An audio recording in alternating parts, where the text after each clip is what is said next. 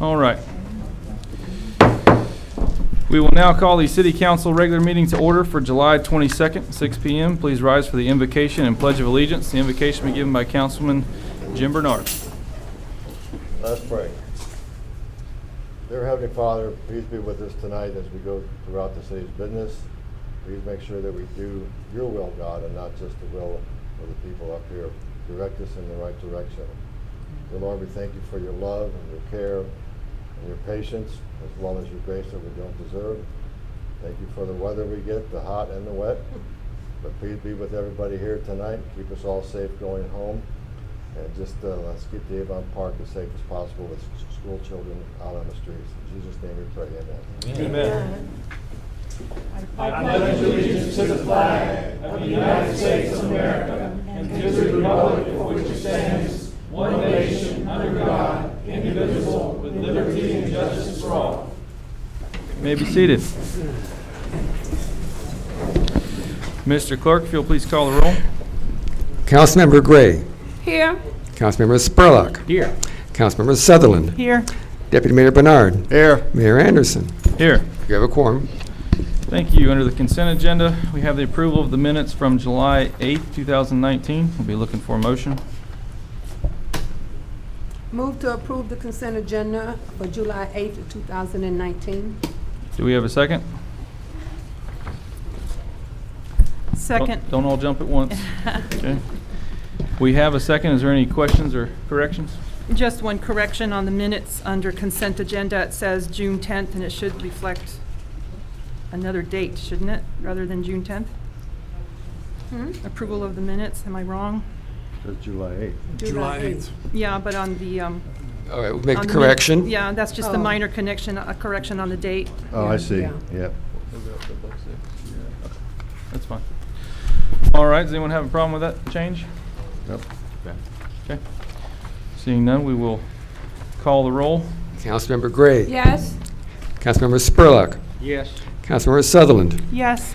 Deputy Mayor Bernard. Yes. Mayor Anderson. Yes. Motion carries.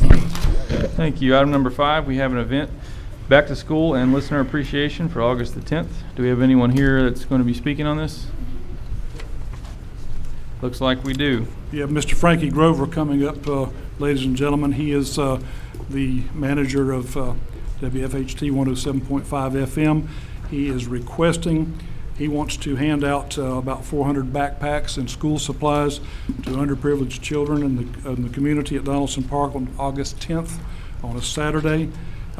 He is asking us to waive some fees for him. Our pavilion fees are only $25 per each one, just so he can do this event for some of the children. And if you look at the event request form, there is a change on there. He had put on there that they would be selling, serving, or distributing alcohol, and that was mismarked. It is no, there is not. And they are actually, there will be some food items there, but it's free. They are not selling any food or drink there, correct? Correct. Okay. Okay. Okay. And this is Frankie Grover. Good evening. Yes, sir. Okay. Oh, Go ahead. I'm Frankie Grover. My address is, are you on the radio station or my? Either one. address? Okay, Frankie Grover. I'm the owner of KISS 107.5. The address there is 801 US Highway 27 South Suite number 5, Avon Park, Florida. Okay. Okay. Point what we're trying to get done is we're going to do a back to school dance this year and give away backpacks and school supplies for the kids in the area that the radio station cover. After that, we're also going to do a back to school dance also. And I did say Donaldson Park, but I probably want to do it at the community center if that is possible. Okay. Well, that's a different situation. I didn't know you were wanting to do that. I haven't checked that event calendar to see if it's booked that day. It is booked. I called. Okay? It's booked. So you can't have that, I mean, he and I spoke 3 days ago, and then you got interrupted, so I couldn't talk to you afterwards, but Not a problem. yeah, it's booked. But the Donaldson Park, we're going to be able to do that there. That is fine. I think that's a great idea. Okay. I appreciate their efforts. Not a problem. Any more questions for me? You had talked about possibly having bounce houses, and we talked about insurance over the phone as well. I mean, there are some things that if you have an event, you have to have some liability coverage naming the city as additional insured, and I know that the city attorney can bring that to light as well. Okay. Mr. Grover had suggested that the city of Avon Park co-sponsor this event. I personally don't have a problem with that, and I'd love to see the city of Avon Park, provide you with the venue for that at no charge. That, of Okay. course, would be up to the council. Okay. But in terms of bounce houses and stuff, I don't know how that relates to us in our coverage and how we would work that. But Right. if you still intend on doing that, to have some activities for the kids. Okay. So if I get bounce houses, I got to get insurance policy for just for one day, correct? That's not a problem. If we do the bounce houses, I'm talking to a company about it now. We have not decided as of yet we're going to do them or not. If I decide to do it, I have the insurance. Okay, we'll let our city attorney respond to Yeah, that. indemnification and insurance, and the city needs to be a named insured on the policy, Okay? and they need to waive subrogation. So if you want to have somebody contact me, I can get you the information. Not a problem. And I'm only going to need that if I have bounce houses, correct? Would that be the case, Jerry? Or is it, if it, Regardless. That's, because, it's obvious- otherwise, they could just show up at the park It's and a- pay a pavilion fee and not have insurance. It's a basic risk issue, that's it. Yeah. The more risk you have, bounce houses are clearly a risk. Alcohol would be even more risk, but, that's up to you. That's my recommendation, is that whenever somebody is going to lease an area or use it, even if they're not paying for it, with regard to an event. So are you saying that if he doesn't have bounce houses or any of those types of activities, that he doesn't need insurance? I'm saying that the risk is a whole lot less. Okay. Yeah. Are you willing to get the insurance? Yeah. Sir? Well, if I need to, I'm willing to get it done. That's not a problem. We would much prefer you to get that. You'll have, We would prefer you to get that. Okay. All right. Do you need the park closed for that day as well, so that there's limited vehicle traffic going in and out? I don't think so, because it's going to be open to the public anyway, so I don't think the park should be closed, open Okay. for the public. Okay? I think it'd be great if the city co-sponsor it, don't you? Yeah. No problem with it. I'm for that too. Well, Does anyone want to make a motion to that? I think what he was asking for a co-sponsoring is if we just waive the fees for the Yeah. pavilion, that would Right. Yeah. qualify. Right. Anyone willing to make a motion to that effect? So I'll make a motion that we go ahead and the City of Avon Park co-sponsor the event and waive the fees for the pavilions for KISS FM, 107.FM, handing out backpacks on, what's the date? 8:10? 10th. August 10th, 2019. Second. We have a motion and a second. Any further questions? Seeing none, we'll call a roll. Councilmember Gray. Yes. Councilmember Spurlock. Yes. Councilmember Sutherland. Yes. Deputy Mayor Bernard. Yes? Mayor Anderson. Yes, The motion carries. thank you very much. Thank you, I appreciate it. Thank you. Thank you. Get with me. City Attorney has requested that we move up the Central Florida Regional Planning ordinances, since they have their staff here. I'd like to go ahead and get that out of the way. That's item number 14. We're going to move that up just in front of item number 6.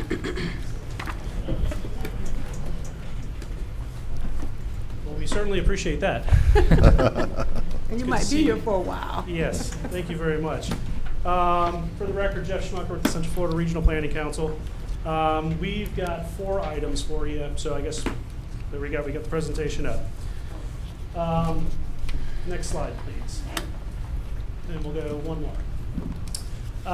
First item before you all tonight is a city-initiated amendment to change the future land use and zoning on a number of parcels within the city. The total acreage is about 73 acres. These are properties that are located along the US 27 corridor. The purpose of this is to assign future land use and zoning to these properties that were annexed into the city over the last several years. At that time, they did not get a city designation. So tonight before you is a amendment to assign a future land use of highway commercial and a zoning of C2 general commercial. Next slide. This is a map up on the screen showing the general location of the properties to be amended. Those are the ones in red. Next slide. As with all rezonings and land use amendments, they must be compatible and consistent with the city's comprehensive plan. This area of US 27 is generally highway commercial, so the designation to a highway commercial would fit the character of the area, as well as the C2 zoning that is compatible with the highway commercial future land use. Next slide. Just real briefly, the highway commercial future land use policy is essentially that it's a designation that supports commercial development along US 27, promotes efficient use of infrastructure, provides for high and low intensity retail, professional office uses, as well as single family and multifamily residential development. With residential development, you can get 6 dwelling units per acre for single family and up to 16 dwelling units for multifamily.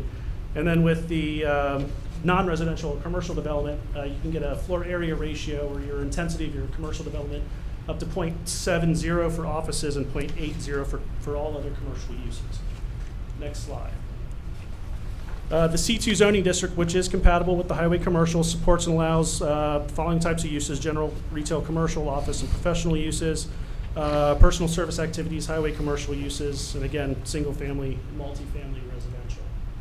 Next slide. So again, showing the map, the properties that are to be amended, the existing uses on those properties today are a mix of different things. Church, thrift store, a number of auto sales establishments, service stations, gas stations.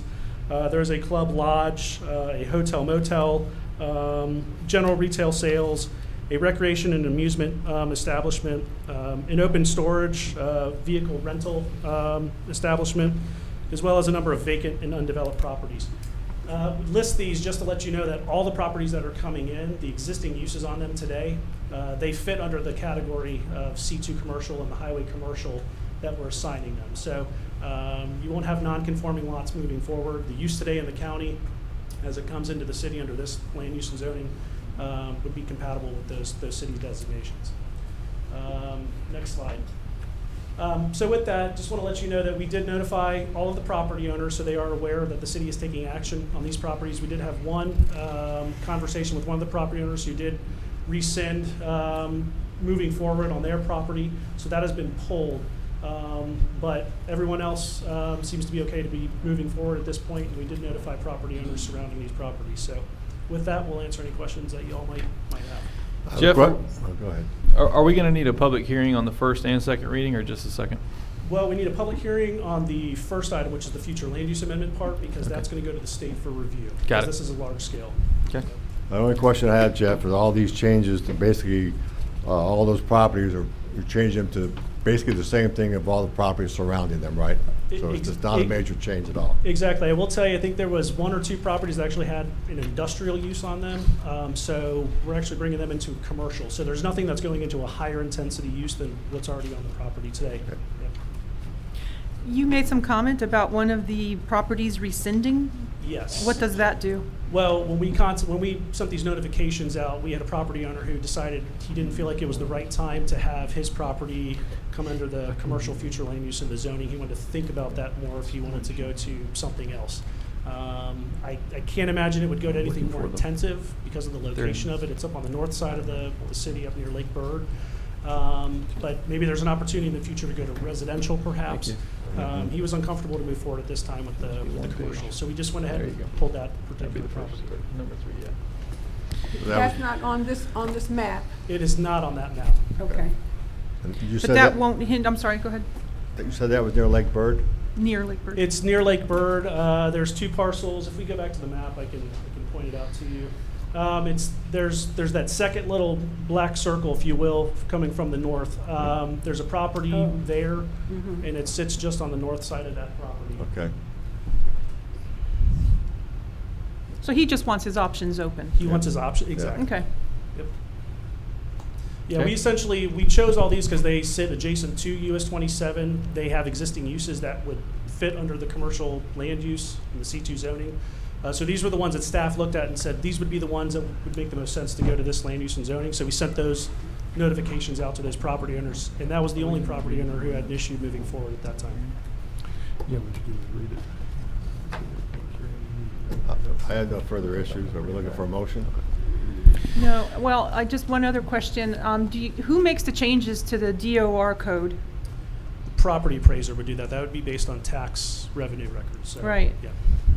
Because I know that in the past, there haven't been any changes to the DOR codes, and there's a lot of fire assessment that we're missing out on properties that became commercial or not, and the DOR codes were never adjusted. So when you send out your bill for the fire assessment, you're not getting an accurate amount. So I don't know if that's, you do it, or does the city staff do that?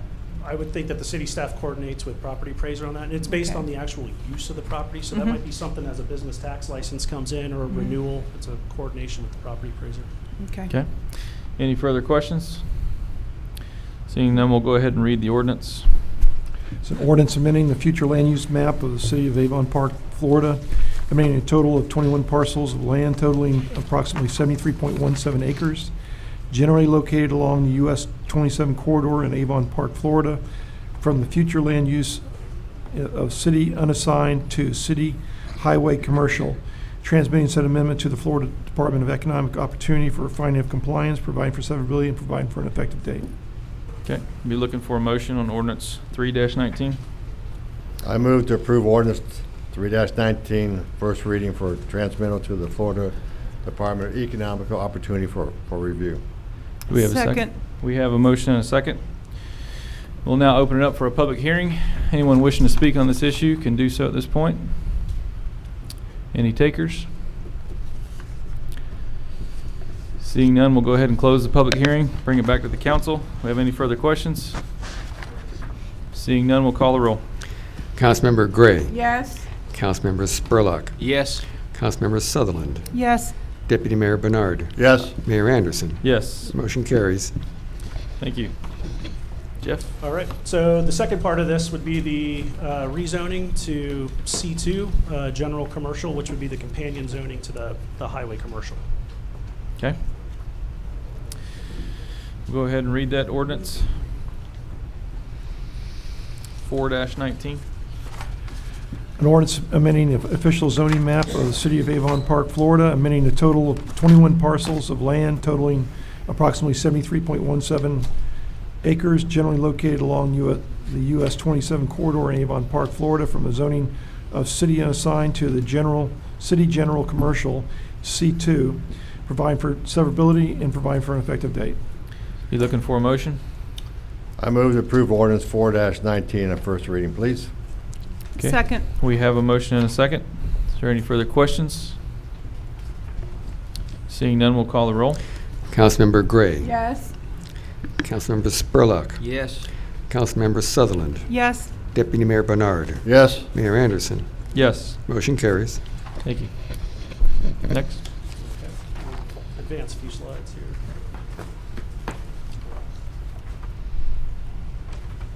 Yeah, we'll go a couple more. And we'll go one more. All right, the next item before you all tonight is also a city-initiated amendment to the city's comprehensive plan. This is essentially to provide language in the city's comp plan with regards to the Heartland Regional Transportation Planning Organization, specifically referencing the Long-Range Transportation Plan. Essentially, the language that's being proposed is standard language that needs to be brought into the city's comprehensive plan to acknowledge coordination with the HRTPO, with the Long-Range Transportation Plan, as well as making sure that there's consistency between the city's comprehensive plan and the HRTPO's long-range transportation plan. A lot of plans. The amendments are to the transportation element, the intergovernmental coordination element, capital improvements element, and then some new definitions. Next slide, please. With regard to the transportation element, looking to amend policy 1.1, which would address level of service standards that would provide consistency with Highlands County as well as Florida statutes, and amend policy 1.2 to provide for coordination with the HRTPO. Also, an amendment to Objective 2, Policy 2.3 to provide, again, coordination with the HRTPO, and revising Policy 2.4 to address the HRTPO and its advisory boards.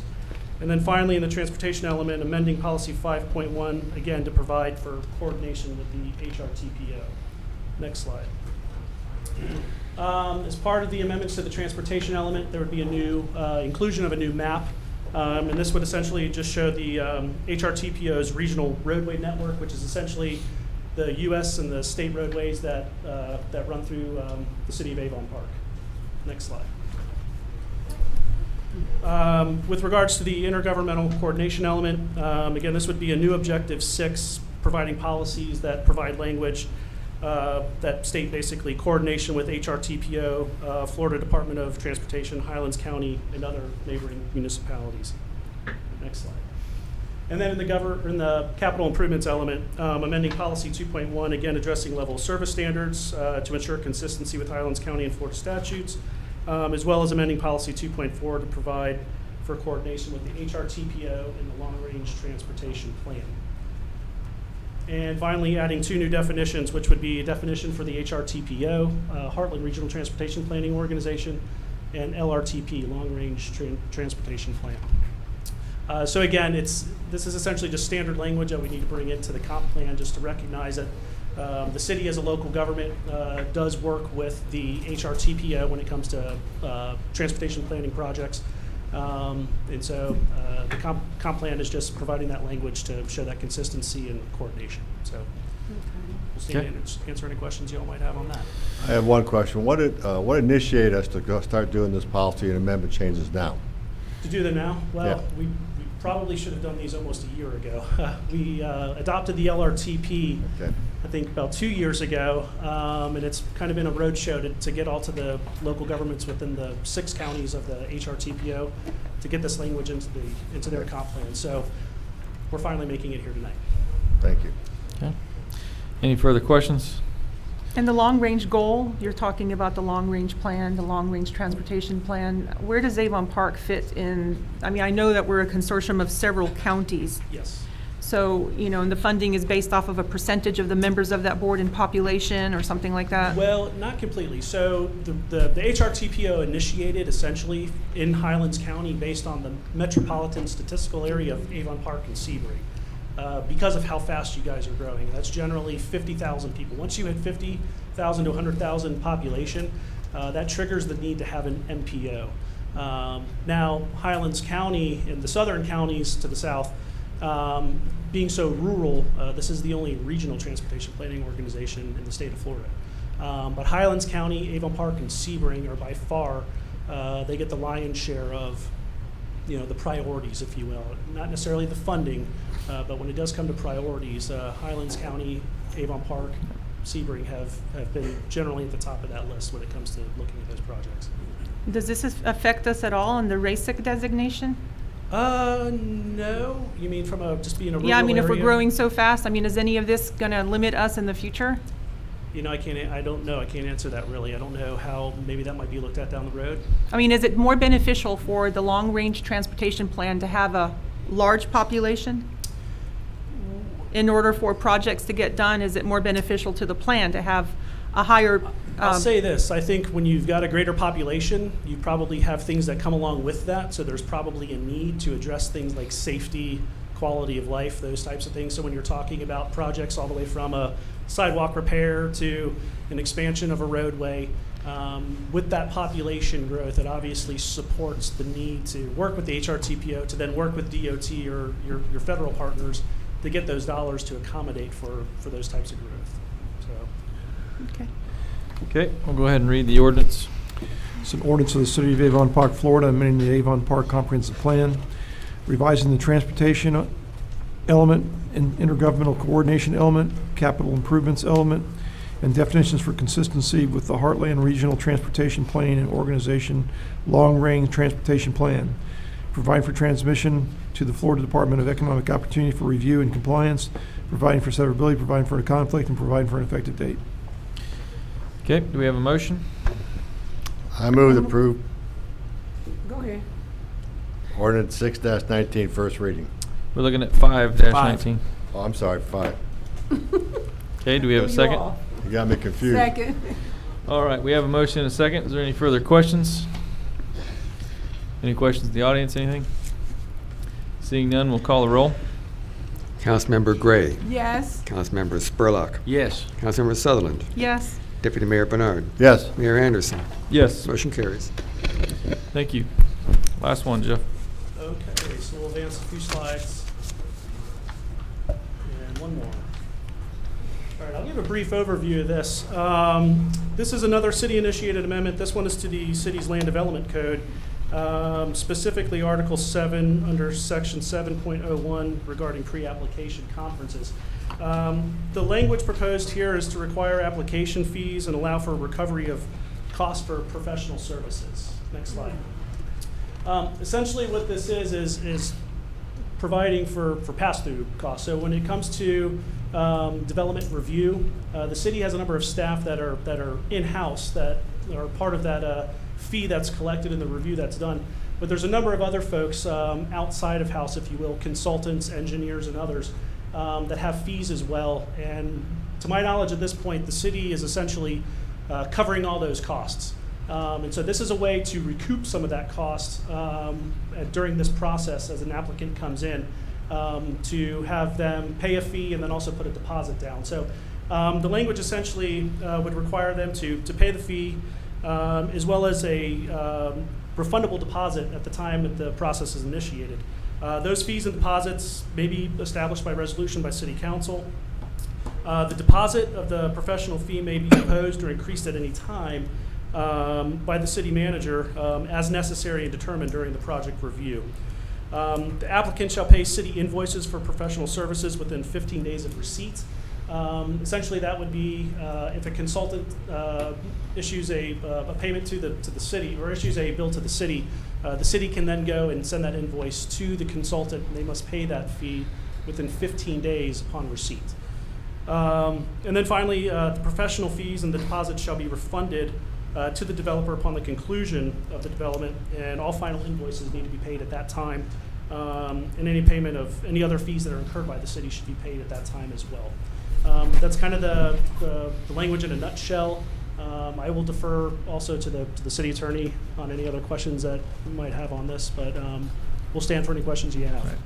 And of course, this provides the ability to charge a fee, but does not in any way mandate a fee. It's not necessary, right. So these are those cases where you've got development projects that come in and there's probably unforeseen costs, or you're outsourcing some of that review, and in lieu of the city paying for that out of their pocket, putting that burden on the applicant to incur those costs. Right. Just as I had mentioned in utilities agreements, that, you know, we're putting those together and doing inspections and things like that, that if you don't get those back from the developer, then what happens is that utility customers pay for it here. If you don't get it back from the developer with regard to new development, then the general taxpayers pay for it. You know, so. Those fees would be set by the city council? Yeah, well, they're basically would be at cost. We can't charge anything above it. You can charge something less if you decide you want to forgive bills and so on. But In terms of the deposit, though, how do you set that amount? Would that be by ordinance? Well, I think in the utility thing, we had a base of $5,000 for that, and then when I did this in the utility business in front of the Public Service Commission many years ago, we did it based on the total cost of the project at 5% of the total cost of construction. Cool. And so, I mean, a percentage of the total cost estimated of the project is one way of doing it. Other than that, I think you just sort of, you know, jawbone it and figure Yeah, it out that how you sounds want to really do it. high. I mean, you don't want to have the appearance of not wanting businesses to Right. come here by having these exorbitant, you know, even if it's a deposit. I mean, not all developers have a lot of money. Well, I think they're fairly standard, but Yeah. that's up to you. I mean, you don't have to charge them. It's, as you said, they're not required. But we have been charging something. I mean, there have been some development, some inspection fees. I know that we've charged in the past. There is a fee structure in existence right now to review plans and things. I think it's like $150 or something. So we have something in place. We don't charge it's for not- site plan reviews, do we? We do? I What is that think charge? we did include that like several years ago. Yeah, but there's no deposit. It's just strictly just staff and engineering and all that, but it doesn't have legal fees or anything like that attached. It's just one amount and that's Yeah. it. What is that fee for the site plan review? $500. $500. That does sound familiar. All right. Any further questions? Seeing none, we will read the ordinance. It's an ordinance of the City of Avon Park, Florida, amending the Avon Park Unified Land Development Code, amending Section 7, Article 7, Development Review Process, Section 7.01.00, Pre-Application Conference to require application fees and allow for recovery costs for professional services received by the city as a part of the development review, providing for applicability, providing for repeal of conflicting ordinances, providing for severability, and providing for an effective date. Okay, do we have a motion? I move to approve, ordinance number 0619 on first reading. Do we have a second? Second. We have a motion and a second. Any questions? Anyone at all? Seeing none? Just we will- one. Oh, it's always one. There's always one on Go the Exhibit A, in the big chunky paragraph in the underlined section. It said in there that the applicant, let me see, let me just find it here. Such fees and deposit may be established by resolution. The deposit for professional fee may be imposed or increased anytime during the development as determined necessary by the city manager. How is that going to be, you know, okay, you're using up a lot of city time now, I'm gonna have to charge you some more money. I mean, that, but I'm not gonna charge you because, you know, you're a big developer bringing 20 jobs. So I mean, how is that? You asking where's, Go ahead. well, I mean, I don't know what, I think you'd probably have to take those on a case-by-case basis, and I would think that if you've reached a level of cost, yeah, I don't know exactly how you. My gut reaction is the best thing to do is decide, a minimum project where you just simply say, we're not going to mess with this, but if they get larger, or if they require re-inspections or reviews and things like that, so it's a little bit more, consistent. I don't like, as I understand what you're saying, where, Why have it in there? I mean, everyone's gonna have issues. The smallest development might have 10 issues and the biggest development may not have any. And then the little guy gets hit up the most. I don't know, it's up to the council, but, I don't like open-ended things like that. That's, I would actually prefer to have defined cost in it. yeah. Yeah. I mean, can he define the cost and say, okay, but it would have to be implemented in a resolution that states the specifics, right? I think at first you're going to have to try and do the best you can to figure out what's a fair amount as far as deposit and so on. But after that, it's going to be just the actual cost. Then after a while, you're going to be able to establish some minimum, you get better and better at it as you implement it, if you're going to do it. And clearly, right now, nobody's given it any thought, other than what has been done. We did that probably 7 years ago. Yeah, and I was going to say, I mean, if the council sets a deposit amount that would essentially maybe cover generally the projects that would, be under review as they come in, that would cover those costs generally across the board, and I guess you would review that, or you'd go back. I mean, nothing is set in stone, obviously. So if it's $500 right now, which is what we said, it's $500 right now, if it doesn't look like it's going to exceed that, then we're fine. If it looks like it will, then I could go to the guy and say, look, we're putting a lot more time into this than we originally anticipated. We're going to have to up it a little bit. But Yeah, I mean, couldn't we spell out some guidelines in a resolution that yeah, would, define it. yeah, define it and even limit it? Yeah. Or, yeah.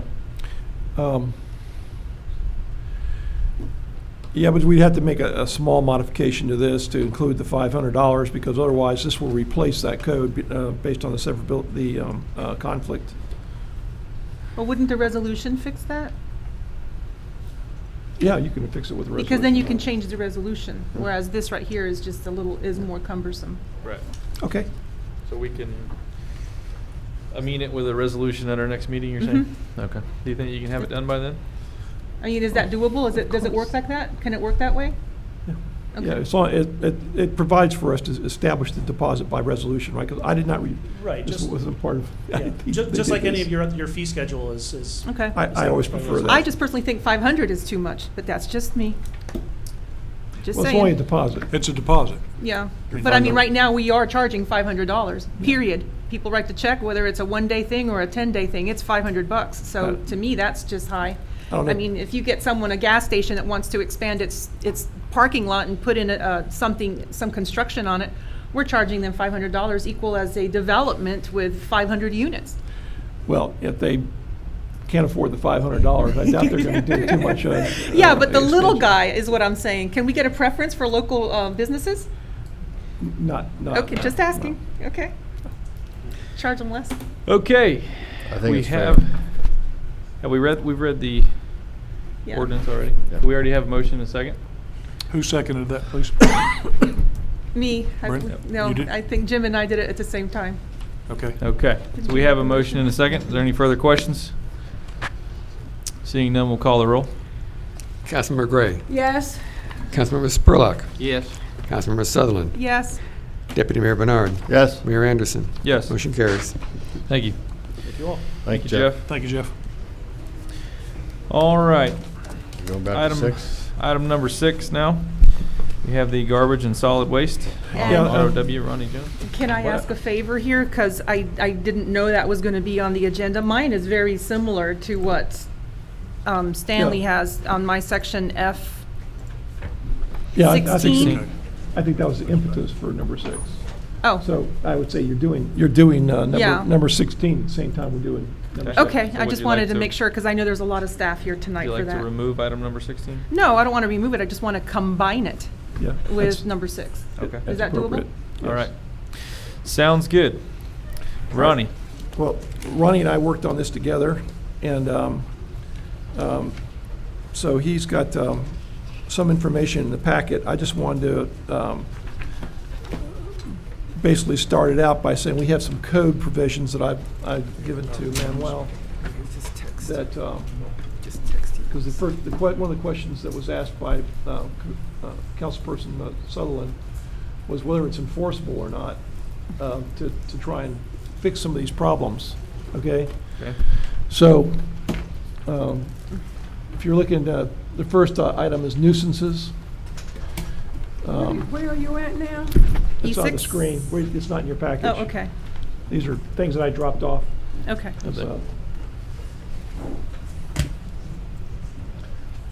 So all these definitions basically show under nuisance that this type of situation falls under the nuisance definitions. As you move that up, you'll see.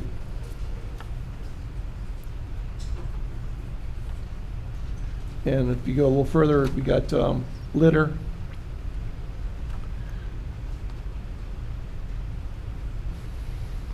Okay. And then 42-24 is a little beyond that. It's the existence of any of the following specific conditions or conduct is hereby declared to be constitute a nuisance, as that term is used in this article, as a condition of or use of property that causes unreasonable diminution of value of the vicinity of the condition or the use. You have pictures I saw, you know, so. Well, the pictures you saw are an everyday occurrence. Well, and- You know, those are just some of the, you look- this was just in a 2-block radius. If you scroll down to 6, it gets more specific with regard to the piles of debris, garbage. That's being nuisance.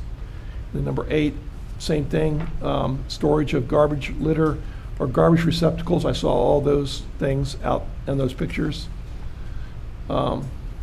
What pictures? Hold up. What They're in- pictures The are They're- pictures from item number 16. They're Looking number under 16. They Oh, I thought combine it was number on 6 and number 6. 16. We're doing them We combined. We are, they're Combined. combined We're together. combining both agenda items. So item 10 is all yard waste 16. shall be placed in the owner's yard in a manner that's allowed by the city or franchise haulers, where basically the city does it.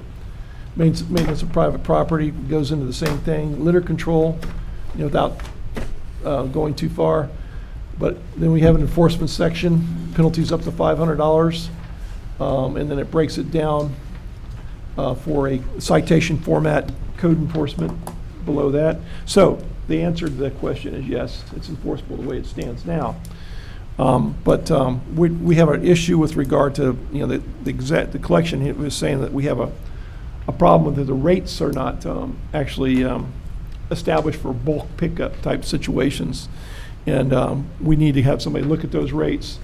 And also, what I think we can do is we can establish them just based on the cost today, but we need to get somebody to do that. Ronnie, you want to kick in on your stuff here? Sure. Council members, we have looked at the various municipalities in our region. We've even looked at the county's ordinance, their fees that they charge, what specifically they do provide as far as services to their constituents. And what we've noticed is there's very little to no consistency across the board dealing with this particular issue. And one of the things that Jerry and I have talked about that we would like to do is possibly bring in a third party to review our fee structure and give us guidance on what is acceptable in the form of a fee, what is acceptable as far as services that a city should render for its citizens. For example, we dispose of tires a certain limit, we pick up yard debris to a certain limit. We also dispose of what's classified as white goods, being appliances, sofas, things like that, to a certain limit. But what no municipality other than Avon Park will do is dispose of construction debris. And we have no mechanism other than just what is reasonable to charge someone for that service. We are the only municipality doing it. So in going through and looking at the other fees, there really isn't a standard fee schedule that we can use as staff to handle these types of issues. But I feel like if we were to establish a fee structure, then it would be something that we could do, and it would keep a lot of the nuisance issues down, and it would certainly keep them out of a municipal court with regard to code enforcement. There wouldn't be a need to cite someone for a pile of debris that has not been separated. And that goes back to our core of our issue is we've got a lot of yard debris piles that are out there that need to be picked up.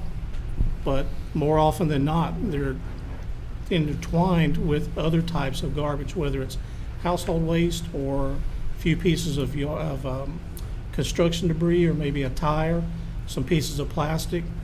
We cannot pick that pile up. We are mandated by state law. We cannot do it. They don't like the construction debris combined with putrescent type of garbage. Yeah, but when it's in the right of way, we end up having to go there and separate it ourselves, don't we? I mean, if it's in front of an empty lot, then there's a pile there. Who's going to separate that? Not the owner. They're in Right. who knows where. If it's a minor amount, we can try our best to separate it before we take it to our landfill. But if it's a fairly substantial amount, we end up having to collect it and take it to Highlands County and pay the tipping fee to dispose of it, and we're losing that money.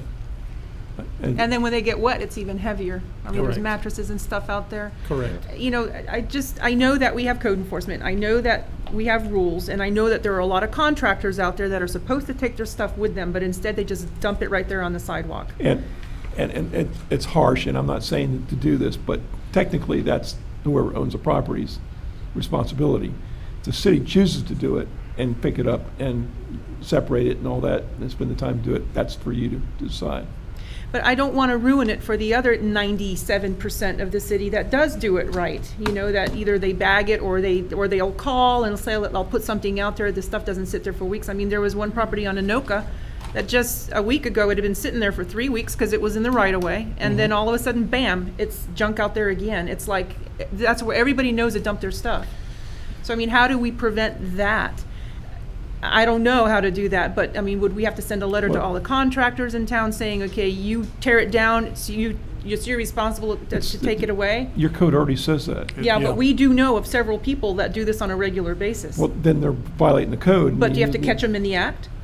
On Well, a Sunday That's afternoon? the evidence aspect of it, okay? I mean, I don't, it's like when it's on a vacant lot, you don't know who did that, but, there it is. Unless somebody sees it and the public reports it, then it's a police matter. I mean, it doesn't just violate your code, it also violates state statutes. And not knowing whether a contractor put it out there or a homeowner put it out there. The only way to resolve that is just to say, like other municipalities do, we're no longer picking up C and D. Yeah, it's the same as if you have graffiti or you have, somebody destroys your bathroom. Unless you catch them, you just have to do it and fix it. Well, I find some people, I mean, we've heard these complaints before, they bring their trash from another city or, or from the county because they know it'll get picked up here and they don't want that mess in their yard, so they're just going to That's dump it crime. in Avon Park. But you got to catch them in the act. So, Like any crime. This has been a problem for 20 years, and it just seems to get worse and worse and worse. And, you get a hurricane, it's an excuse to just dump all your stuff on the sidewalk, or a tenant that didn't pay the rent. You find their entire house sitting on a sidewalk. We do emergency ordinances after hurricanes to handle that aspect of it, and that's how you handle that. Anything other than that, your code is operative on that, and it's really clear. Let me ask you a question. These pictures here, are they from recent? Those are from Those are- last week, Oh, okay. I didn't see a date on them and everything. This is within the city limits? inside the city limits. Those are all within Just a few blocks. Washington. Yeah, Yeah. they're all within Okay. 2 square blocks of each of themselves. That one on Anoka was picked up and it's right back just like it was. Yeah. Yeah, I mean, the best thing to do, it's impossible for city staff to catch everything, right? Right, and that, yeah. We'll never be able to do that. But what's more easily accomplished is if there is a fine to the homeowner, then you now have every single homeowner in the entire city that's watching out because they don't want anything dumped on their property. I'm not gonna get fined, don't put that on my property. The only people that would not really have that ability is someone, an out-of-state owner or out-of-the-area owner or vacant lot owner, things like that. But that's What's- gonna be true anywhere they go. I mean, Yeah, I mean, still, they're responsible for it. I mean, I had it happen to me with a house that I inherited from my dad, and, Yeah. the tenants moved out, and there literally was a pile that you could not see over throughout the whole front yard. Right. And I had to call waste people to come out and pick it up. So you're saying that the homeowner or the property owner would be responsible for Yeah. it? There are 3 big, huge dump piles just south of Avon Elementary. Yeah. And it's in the right-of-way, it's not between the sidewalk and them, it's between the sidewalk and the street, so that's ours. Are you saying that they would be responsible for that? When we know it's not them dumping it? yeah. Well, how do you know it's not them? If Because if you school's don't out, there's know- no if one you don't know maintaining. who it is. Because half the stuff in there is tropical plants, and there are no tropical plants inside of Avon Elementary property. All right. That's just part of keeping up with And your own other property. C and D and stuff, yeah, I mean, it's full of other types of debris. What's the difference? Toilets and mattresses, I mean, I doubt that's coming from the school. What is the difference between that and stopping someone from setting your property on fire or robbing your house or anything? What's the difference? It's just vandalizing your property. Yeah, and also this leads to cracked sidewalks. I mean, people are dumping their stuff, and everywhere you see a pile of debris, there's a crumbled sidewalk. Yeah. It's damaging city property. I think there's some work to be done on this. For instance, you had 2 provisions in your code for litter, and one under nuisance and one under the garbage section. I think 2 need to be combined. It should be a nuisance issue, and then the garbage section should refer to it. But there are some things that Ronnie and I were talking about with regard. There's right now you don't charge for white goods being picked up. Washing machines, dryers, things like that. And that you definitely get hit, on that when you're for tipping charges on that. Paint and things like that are hazardous substances, people leaving it out front, you pay for that to be disposed of.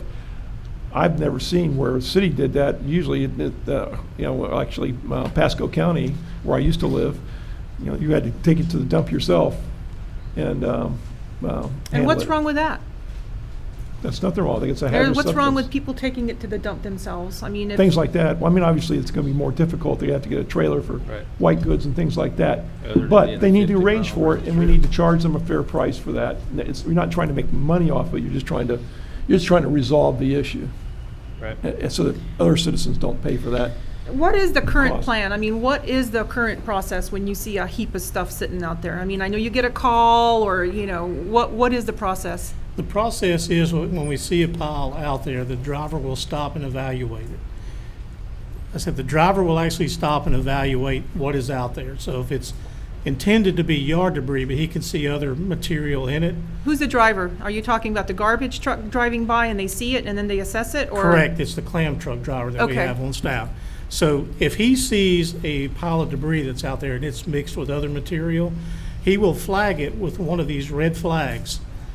And it gives clear indication of the ordinance and what they're in violation of, what they need to do to remedy the situation, and a number to call us when they're done so that we can come remove the yard debris and let them handle the rest of it. Or And how call- successful is that? Do people call right away? No. Well, and I think that's just going to require a little follow-up. Do they I think call it whenever off? one of those issued, it needs to go to code enforcement after, But at so what many point? days. Yeah, but at what point, when you hang that up, I mean, does someone have a little, checklist or a little, okay, did so-and-so call about his garbage? No, let's go back there and see if that hanger is still on that door. I mean, what's the next step? After a week of us not being notified, the next step is either code enforcement's gonna have to get involved in it, or We make a provision to go pick it up, take it to the county landfill, and as per our ordinance, assess a fee of some kind. So Jerry, is that step necessary? Do you have to notify them and let them know that in a week they're gonna be charged if they don't remove it themselves, or can you just charge them? I think so. I Yeah, think so it's- what? You have to notify Huh? them? Yeah, you need to notify them so they get an And- opportunity to either have you pay your fee or remove it themselves at their own. But if it's on an empty lot, then who are you gonna notify? The owner up in, Atlanta? Well, that's why you have code enforcement, and they're required, if you have vacant land, you're required to take care of it. So you post that if you don't have a name for it, but code enforcement will have they'll find the owner on the county records, and they'll notify them of the code enforcement issue, and they get a warning. It's not like, you don't get any type of warning whatsoever, either citation format or special magistrate. The process is they get a warning. And if they don't do it within a period of time, then it goes to code enforcement, and it's not reversible at that point. Jerry, so that red tag thing, that's not considered a warning?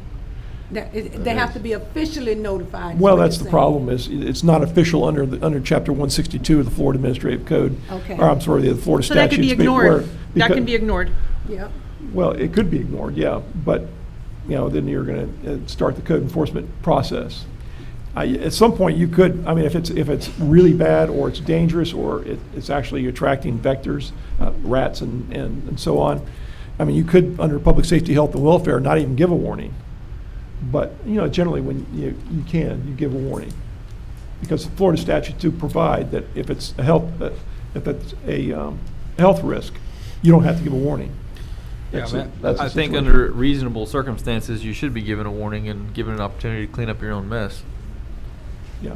But as far as vacant lots, I think it comes on the same situation of a property or home that went into foreclosure.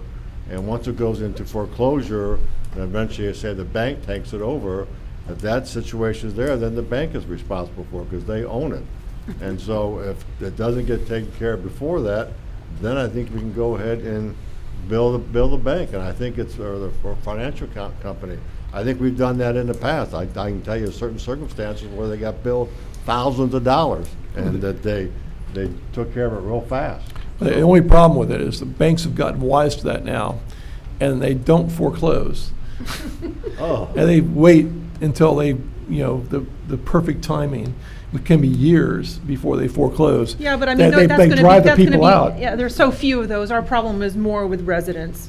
And then they come in and ask for a waiver. Right. Yeah, that's it. And if you give a waiver to everybody, then they get 3 opportunities for warning. So how many clam trucks do we have? We have one, but we have another one on order that should be here. So are you gonna have 2 clam trucks driving around town, or do they just go on particular days? No, I'm gonna have 2 clam trucks. Just for the record. Yep, we're gonna have to get you in the record there, Robert. And also, while you're up there, can you explain to us and the audience the separation process as far as bags and not bags and? This is Robert Trevino, Robert City of Trevino, Avon Public Park. Works Superintendent. I do. All right, we have one clam truck right now running around. I've got a guy in the truck with the driver. It's in training. Do they just go around town, or Oh, do no, they no, follow some they type have of? routes that they do. Okay. They have Monday route, Tuesday, Wednesday, Thursday, and Friday. Wednesday, we usually try to do C&D. Try to get all that picked up. So let's just say on Monday, I'll keep interrupting, I'm sorry, because I No want to problem. stay in the same train of thought that you're going. So let's just say someone dumps all their junk on Monday, and they're in a particular route. And then Tuesday, they just dump some more. But you're going to be on your Tuesday, Wednesday, Thursday, and Friday route for the rest of the week, so that junk sits there until the following Monday, That's right? correct. And how often does that happen? A lot. Right, and it's usually in the same spot. Yep. And what we're trying to explain to everybody is we go by there once a week, by your residents once a week. And some people do not like that. They want us to go by there every day and pick up stuff at their house, and we can't do that. Oh. Are the ones that want you to go by every day typically the scrappers? No, not necessarily. Because, I mean, we have Well, no, some we- very we got entrepreneurial some people. that are cutting down trees in a property, and one day they'll have a big pile, we'll go pick it up. They want us to come back the next day because they say, well, we're going to have another pile tomorrow. Well, Yeah. I can't do it. You have to wait till next week. And that was the response I was thinking of when you asked the question earlier about, how do we know? Whether if it's the owner, it can't possibly be the owner. Well, sometimes owners have other properties. Right. And it's really expensive to have it picked up there. Yeah. So they bring it to this one and say, hey, we'll just have them pick it up But they here. know we're gonna come back the following Monday, so they're still gonna leave a pile there on Tuesday, and it's gonna sit there all week long, and then other people dump stuff on there Yes, again, they and do. then we just have that problem all over again. Well, How many this- times is someone allowed to dump on their property? Yeah, that's the thing, is it's too loosey-goosey right Yeah. now. You need to basically firm that up. It does say in your code that, I think it's like if it's left there more than 3 days after the pickup date, then it's a violation. But I think that even that's too long. I know in my neighborhood, if you leave out your garbage cans the next day, you might get a letter. So it sounds to me like it's a very complicated issue. And Yeah. Ronnie mentioned that there was a third party that was willing to come in and help sort this out. Well, What is the deal with that?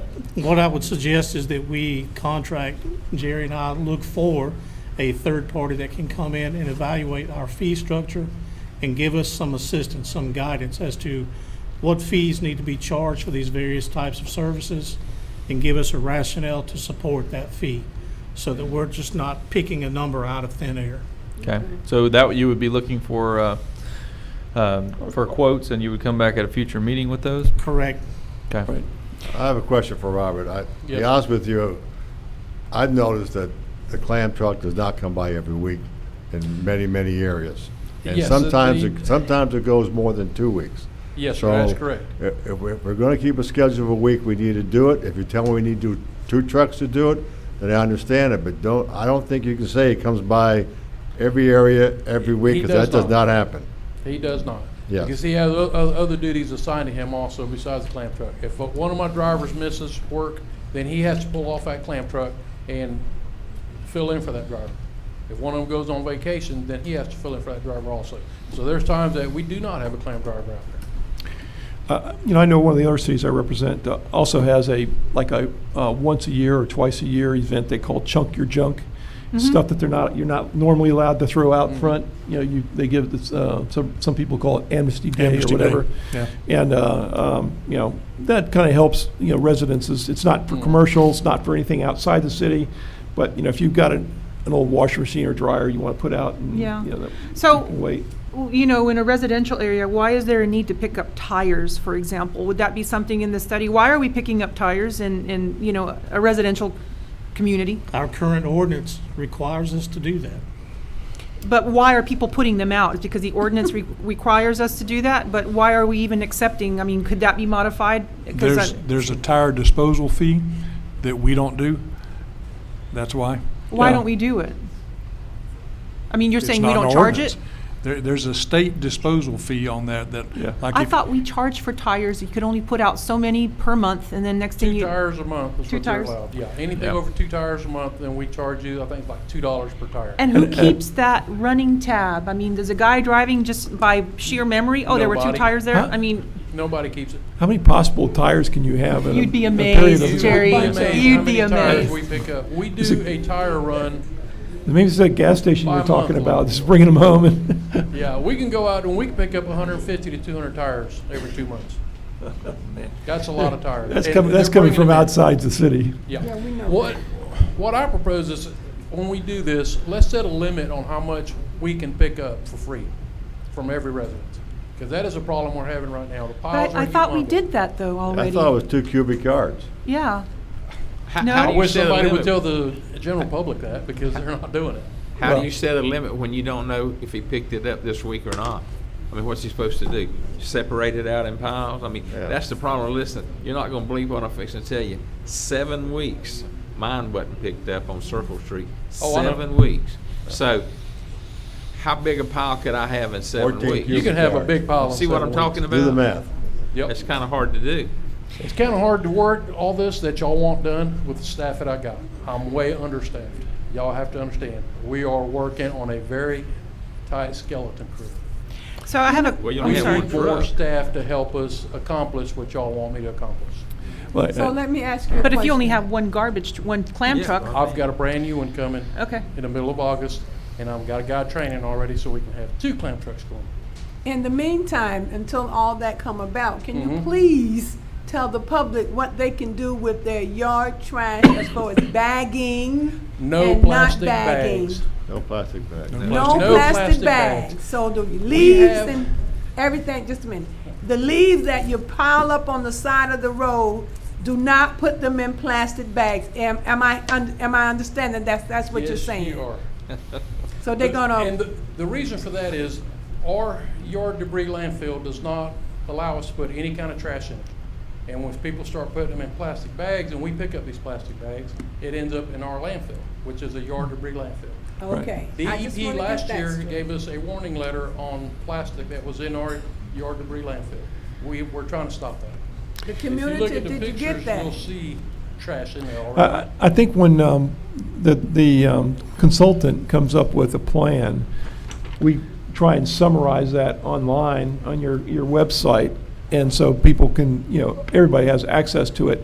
And you can even put together a card or a flyer, and simply, when people, don't do it for a while, you can just either put it to the garbage you're not picking up because it's not appropriate, so that they know.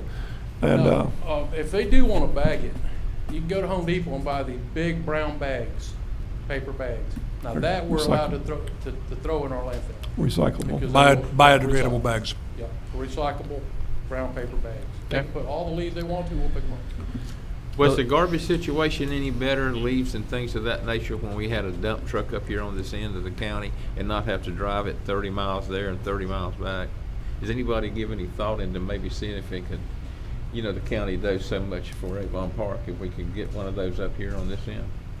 Did what? You remember you used to just drive out there and you could dump stuff in a truck and they would take that truck and take it down and dump it and then bring it back. I'm talking about a big semi-trailer. A transfer station. is what Yeah, they haven't done that in years, and I that know, was. that's what I'm saying, but that was the normally- garbage situation any better when they did? Oh, I don't know. I don't And know. that was normally for county residents, not city, so I don't know how we'd do that. I know, So right now, we have garbage pickup on particular days according to where you live. Yes. On your clam truck, does it have a different schedule than that? It's supposed to follow the same schedule as the garbage truck. Monday's route, the clam truck's supposed to be on Monday. So wouldn't it help that people know that, so that it wouldn't sit there, let's just say their garbage day was Thursday A lot of and, people do know. But it doesn't matter. They're gonna pile it up on the side of the road and we gotta pick it up. yeah, well, I'm all for imposing fines on this out-of-control situation. And if someone comes up and gives a presentation, are they just gonna take Lake Placids and say, here you go, or are they really gonna go and assess all of our stuff and it would see how have to many? be, it'd have to be a comprehensive study on our needs, have to be. What does that cost? That's what we don't Don't know know We yet. don't know.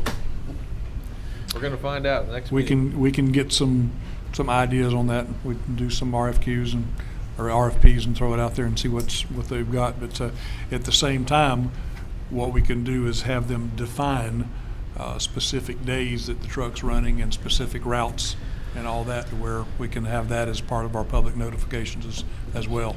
And Yep. also, aren't our garbage cans, isn't there an ordinance that you have to bring those in? Because they sit out there like little soldiers all the time. People just Yeah. don't even bother to bring them in. That's a problem in and of itself That's a as well. code that enforcement actually- issue, and code enforcement has been addressing that. Yeah, I actually read that provision. Yeah. Yeah.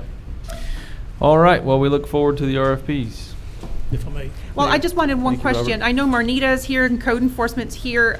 Does code enforcement have anything to say about this? I know that I'd spoken to Marnita last week about it.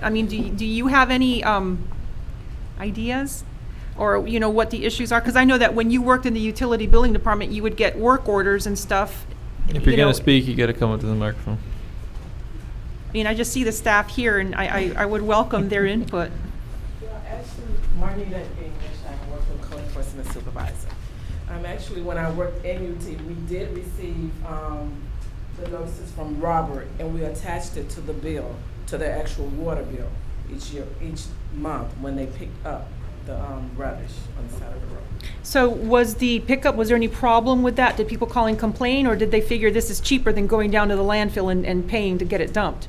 Well, we had complaints, but like he said, we only had to run truck and limited guys. When someone was absent, he had to pull a guy from the truck. But with code enforcement, we try to work together with him. When we see a pile, we alert him that there is a pile there. And as far as the garbage cans, we've been tagging those also when they leave them out for too long.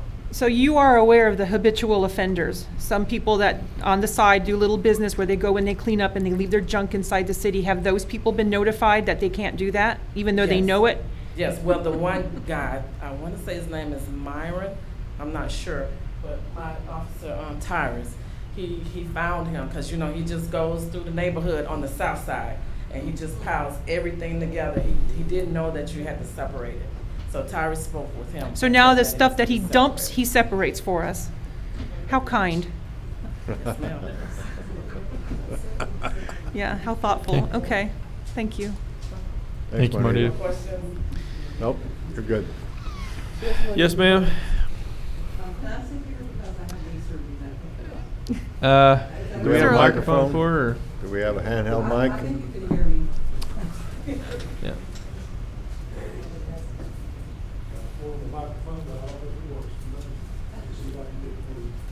I requested a handheld mic a while ago. Yeah, there, you used to have one. It's probably in a drawer. Yeah.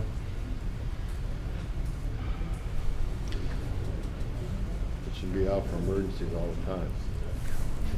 Miss English, while he's getting that, let me ask you one question. You said that the garbage cans are being tagged if they stay out there too long. What does the ordinance say? How many days? You'll have to Day speak in the after? microphone if you're gonna speak. You Maybe can even Jerry use know that one Or there. someone up here knows that? I mean, how long is too long? You can And use that I one. just don't know it off the top of my head, so.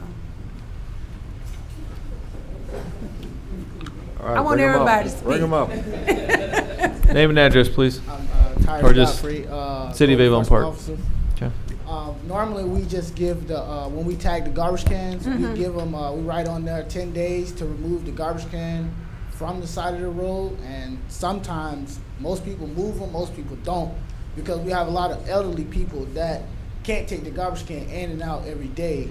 So they just leave it to the side of the road and they just bring garbage and put it inside of the garbage. And that's another thing I was going to say. I've seen where some people have built these little containers. Garbage bins, Yeah. yes. And so they're being tagged as well? Yes, ma'am. Yes, Oh. ma'am. Yes, ma'am. Like I said, most of the time we have, like if we tag them like me, I tag everybody.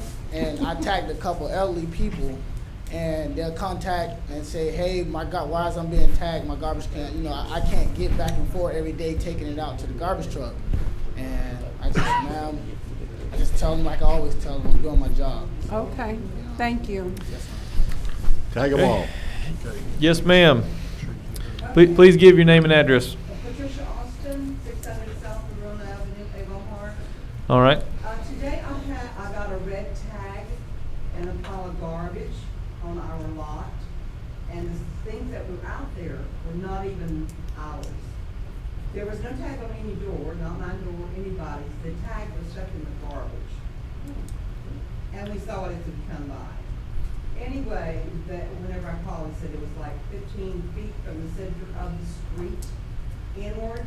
That is actually Right away. against the city. Yeah, that varies from street to street. Yeah. But there was other stuff past that, I mean, because they actually walked it off and put it in the 15 feet. And, but so much of that stuff is, you know, too tired, a sofa, we didn't get a picture before they actually picked up that sofa. But there's things being put on other people's property, we didn't put that there. Right. You see what I'm saying? And I can understand separating, I mean, I do understand that, it should be done. But, I don't know why they put it in garbage, but the red tag, like you showed before, but there's a big problem with other people putting trash on other people's property, which y'all have discussed that, I understand. But I don't know where the red would come from today, who did the violation or what, if, you know, if it continued to be that kind of a problem there, so. Well, it's like the city attorney said, there's no, they can throw it away and ignore it until code enforcement cites them on another letter notice that the red tag itself, God forbid I say this because now everybody knows it, isn't something that holds teeth. So, you know, and someone could have just thrown that away and walked away. Oh, that's true too. In some places, you know, you can, where it's a habitual problem, you can post the sign, no littering, violators will be prosecuted. And if the public will get, license tags and stuff like that, we'll start prosecuting those cases. Yeah, and then who do they give that to? Who do they give the license to? I mean, people City- are gonna sit there in their yard with their binoculars looking at cars going by? Law enforcement. Well, if Well- you're tired of having garbage in front of your house, maybe you will. But that's a code enforcement thing, and right now, I mean, I see the sheriff back there right now, but I don't know if that is something that, they're going to be doing. That's not a priority issue for them. That's not is that a crime? It's a crime. I'm But I pretty mean, sure if you call and It's report not a a crime, they will 911 take care of crime, it. though, yeah. But It doesn't matter, Illegal dumping is a crime. Right. Absolutely. Receive a fine for what we didn't do, but I'm gonna tell you, we're gonna put no dumping signs Right. out there on our property. Yeah. Yep. It's been happening. Everyone is responsible for their own property, ma'am. Exactly. So we're just gonna stay right on top of it, try to get pictures, everything, I So- totally agree. All right, anything else on this issue? Seeing none, moving along. Item number 7, Cool and Cobb Task Order, North Utilities Extension. Ronnie, it's you again. Yes, sir. Thank you, Mayor. Council members, in your packet, you'll see a task order for Cool and Cobb. This is to handle all of the CCEI requirements for the Florida DEO grant that we received for the US 27 North Utilities Extension Project. We are asking for your authorization to proceed with this and to approve this task order from Cool and Cobb. Okay. Questions for Ronnie? out of the grant, do you know what portion this is? I mean, I know that the grant had engineering in it, and then it had construction, and we all know now that it's going to be totally lower than what the actual project is going to cost. But is this part, is it going to come out of the grant? Was it part of the original engineering fee, or? I think the engineering was 105 or 125 or something like that. This is the part that has to actually monitor the construction. Right. This is the secondary part of the engineering part of it. But it is part of the original It is in the engineering grant, fee. yes. So what was the original engineering of the design? We Does had anyone that at remember? 78,000 for the original design, including the lift station. And so this task order is for 72. And the original amount for the engineering was just at about 140 I then? believe it was 104. So we're going to be exceeding the engineering budget of the grant That's correct. with the CEI? That's correct. But the previous administration was not aware Yes, I that the know. DEO component of the grant was going to Yeah. stipulate that they had to have a second contractor to handle that. We know that. Okay. I have one question for you, Ronnie. Yes, On the last page, attachment B, fee breakdown. Please explain to me why item number 4, where it says design revisions as needed, $5,800. How do we come across that dollar amount? It's just a lump sum figure that they can bill the city against if we deem that there is something out in the field that needs to be revised. We would either go to the designer, or it would be Cool and Cobb that would take on that responsibility. Now, that we would ask them for a cost for that work, and then we would charge it against that particular line in their scope of work. So even though we're authorizing the $72,120, that doesn't mean that it'll be that total amount if there is no design revisions of up to $5,800. I'm going to do my absolute best to keep it at that amount. But there, again, we haven't gotten started on the project yet, so this is our best guess going forward from an engineering perspective. So the $5,800 isn't the maximum amount for revisions? It is the maximum amount that was issued by Cool and Cobb under this particular task order. It is the maximum amount that we would authorize them to bill us for. But this is for any unforeseen issue that we may encounter during the course of this construction. Then you decide whether that's necessary or not. That would be my responsibility. They're going to bill us hourly, right? Correct. Yeah, okay. Who's in charge of the as-built? Is that the contractor or is it the CEI? Both. Contractor will be providing as-bills. Cool and Cobb would actually go behind, as well as my office, to verify the validity and the accuracy. Okay, so in regards to the grant itself, I think you said we're gonna be over budget in the actual engineering part of it. So where's the balance of that engineer gonna come out of this right here? Is it gonna come out of the rest of the grant, or is it gonna be something the city's gonna have to pay? It's gonna be up to us to find grants to fill in the gaps. No, but right now, how does it stand? I Right, mean, right now, it comes from the city. it's Right. coming from the city. Okay, so this is already gonna start, there's another column over here of money expenditures from the city. So Ricky, at the last meeting that you were at, remember I had asked if you were familiar with what impact fees were going towards the sewer system or the plant versus the water and sewer lines? Would this come out of there, or is this gonna come out of services or contract services? Where is this gonna come out of? It would need to come from the fund balance of the water and sewer fund. There is no reservation of fund balance based on impact fees that are paid. So there's no reservation there, but there is fund balance that would be available to be moved into your budget and appropriated for this. So in regards to this particular grant, I know that the staff was working on a rural infrastructure grant, and that one did come through, you said, right? I think it was like $720,000. We submitted the application, but we've not yet We haven't heard back yet? no. Does it sound like they're liking it and wanting to do it? Well, they or- asked us to amend the budget to clarify some of the cost. So at least that's an indication that they're looking at it. And is there a match for that? Or, No. okay, and this is the one that's a grant loan that's No. forgivable? Or No. it's That's- just straight up that's grant? different. Straight up The grant. grant you're talking about is from the Department of Economic Opportunity. It's the Yeah. Rural Infrastructure Fund. Okay. We submitted a proposal for $720,000. The second application we put in was to the Department of Environmental Protection, and that was the loan grant forgiveness. And we're still gonna be about $1 million short. Well, that depends how much we get from DEO for the first grant application. If we get 720, then we're short. $1 million. No. What is it, a $2.4 million job? That's So we've correct. got 750 from the original grant.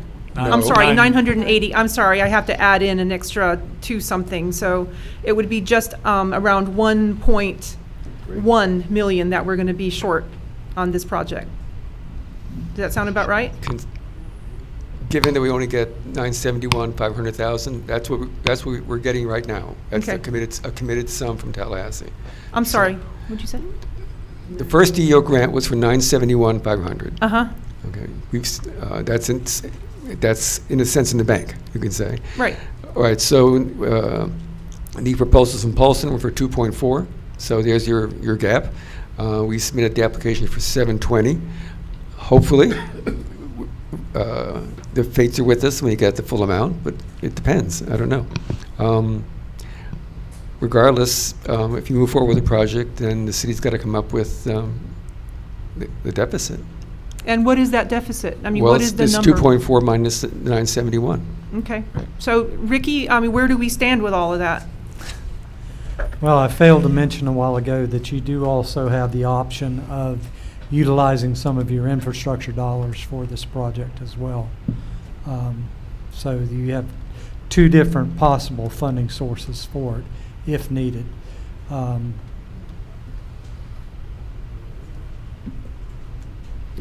I'm just going to do a quick calculation because no one's been able to give me an actual number, so. 1.691500 is what we've got on the known grant and the submitted grant, plus what we're looking at from the forgivable loan from DEO, which would be up to, Ronnie, help me out there, wasn't that 4 million? Yes. Up to 4 million on the expansion grant. They've applied for enough grants to cover it. The whole thing. The question is if we're going to get those grants or not. Right, but you're saying that we've applied, if every bit of it hopefully will be covered. And there was one that had a 30-day notice on it, which there's a 30-day response at the last meeting you had talked about that we'll know within 30 days whether or not they're going to fund it. Was that the rural That was the infrastructure? Rural Infrastructure Fund grant. Okay, so we're about 15 days away from that decision? We're at their mercy. I mean, can we Okay. drive up there and take them a sack of oranges or something and Please see if don't. they'll be favorable? That's in the Orlando office, right? I was in Tallahassee. Tallahassee? Okay. Please don't. I know. Okay. Any other questions? I just have one comment. I'd like for this to be on the next agenda again so we can get an update every time. I mean, I'm really antsy about this one because I just want to make sure that the funding comes through. Okay. All right, if there's no more questions, I'll be looking for a motion to approve task order number 002-19. Anyone? I'll make a motion to approve task order, I didn't memorize the number. 002-19. Yes, that one. Okay, we have a motion. Do we have a second? I'll second. We have a motion and a second. Further questions? This, Oh, there it is. yeah. Did you have Just something? one last thing. This came out of the library of engineers, or was this put out to bid? Out of our current library of engineers. Okay, so were all asked, or, because I remember he came up one time before about a month and a half ago, and then we sent him away, and then he came back. Right. The cost was, 90-something. right, he received 2 files from my office, and he thought that the project included both of those items, so he priced his services erroneously. So when I caught the error, I contacted Carl, set him straight, he revised his price and sent it back. Okay, So can you that's- revise it again? Doesn't hurt to ask. And then one last question, David, on this one. Because this money's going to be coming out of the city rather than any grant right now, would this be eligible for, I mean, it's going to be retroactively spent if we get another grant. So are you thinking that this will not get reimbursed by any of the grants at this point? Unless it specifically provides for that in the grant, then no, it would not be reimbursed. Well- I know it wouldn't be from the original DEO grant. Yeah, but can we do the same thing like you did with the original DEO, was go back and say, hey, we already spent this, can we go ahead and include this? You know, will that Well, be? since they know the project's already underway, Yeah. I would think we'd be okay with that, but I don't know that for sure. But we can certainly ask. So, but we won't know till that grant comes in 15 or 20 days is what I'm getting at. So if we spend this money now, there's a chance that we won't get reimbursed. But if we wait 15 to 20 days, there's a chance that we will, if they approve it. Yes, but since our timeline is so short on this, I would not recommend delaying this. We've got a lot. When does the construction actually begin? September 30th, we have to have shovels in the ground, September Yeah. 30th. We can't delay. We're right on the this. edge right now. Yeah, Well, he would only bill for that period of time anyway. correct. Okay. Council members, Carl would not be billing the city for any work from today until September 30th. His service will not come into play until we Right. actually begin So there is a construction. chance that it will be reimbursed by the grant? It's If the grant possible. comes in by the 30th, or September, whatever, It's yeah. possible. Right, okay, that was my question. Okay, Any further questions? no, Yeah, she got one more. no. Shh, keep quiet. All right, we have a motion and a second. If there's no further questions, we'll go ahead and call the roll. Councilmember Gray, Yes, Councilmember Spurlock, No. Councilmember Sutherland, Yes, Deputy Mayor Bernard, Yes. Mayor Anderson. Yes. Motion carries. Thank you. Item number 8, we have the RFQ, US 27 North Utilities Extension, New Core Industrial Tie-In. Ronnie, again? Thank you, Mayor. Council members, this is an RFQ that went out requesting for qualifications to assist the city with its industrial wastewater portion of this US 27 North utility project. We received 2 submittals, one from Kimley Horn, one from Chastain Skillman, and I reviewed the standard of qualifications for Holst Engineering, who we currently have on file with the city. After review of the committee, it was determined that Kimley Horn had the best qualifications to assist us going forward with this particular project, and therefore we are requesting your permission to enter into negotiations with them. Nope. They were selected as a CCNA, Yes. but not just for this project, but as a CCNA continuing contract engineer, were they not? That's correct, Jerry, sorry. Yeah, so I mean, the emphasis right now is on the industrial engineering, because we need that for the Nucor project review. The job but- grants project. It's not but- the Newport, it's the job grants project. Yeah, This- well, this no, part of actually, this Nucor. is the Oh, Nucor. okay. This is Because their we have to have capacities. them evaluate All for right. the purposes of an industrial waste contract, what they're going to be giving us and how. This doesn't have anything to do with the lines themselves. So that's, I just wanted to clarify that they will now be part of our library No. yes, they will. Oh, they will be part of They the will library? be part, that's why I wanted to clarify. They do add different types of qualifications than what we have now, and actually, we have our existing library just overloaded with stuff. So correct. we need the additional flexibility. But would they be also in the library similar to all the other engineers? Because some of them don't do this type of work, right? That's correct. That's So, right. but they would also fit in the library for all the other things that the other engineering firms do. That's correct. But was this bid done specifically for utilities? It was Or this done- RFQ, rather? This RFQ was done specifically to address the wastewater issues on an industrial level to assist us with that Nucor portion of that project. So they were graded and scored based off of that alone. They weren't graded and scored off of any other type of engineering work. Correct. So you're saying, Jerry, that they would be part of the library for everything else? Well, since you put it that way, Yeah, I do put it that way. okay. So they would be excluded from the library. They The- would only be for this exact type of thing, because that's what it was advertised for. The RFQ was written specifically for this. However, it is a large firm that does bring other types of things to bear. And that's great, but they weren't part, that wasn't the original bid, or it wasn't the original RFQ. I think that you're kind of like throwing a bunch of stuff on top after the fact. Well, They weren't scored on everything else, they were only scored on this. Let's just start on what is your conflict with it? That's a conflict for me, because it wasn't advertised specifically for everybody else. Every other CCNA had to fit a certain mold of certain engineering. They weren't told that they had to do wastewater, so they weren't scored on that. So this firm here was only scored on wastewater treatment or this type of stuff, but not on everything else. So they're two different, I mean, tell me I'm wrong, Jerry, am I looking at this incorrectly? I mean, do you just arbitrarily throw them into one big thing because you didn't advertise it? If they were evaluated based on their total qualifications as a civil engineering firm, then they can be in the total package of our library. If they were purely evaluated on the industrial engineering aspect, then that's where they're going to have to stay.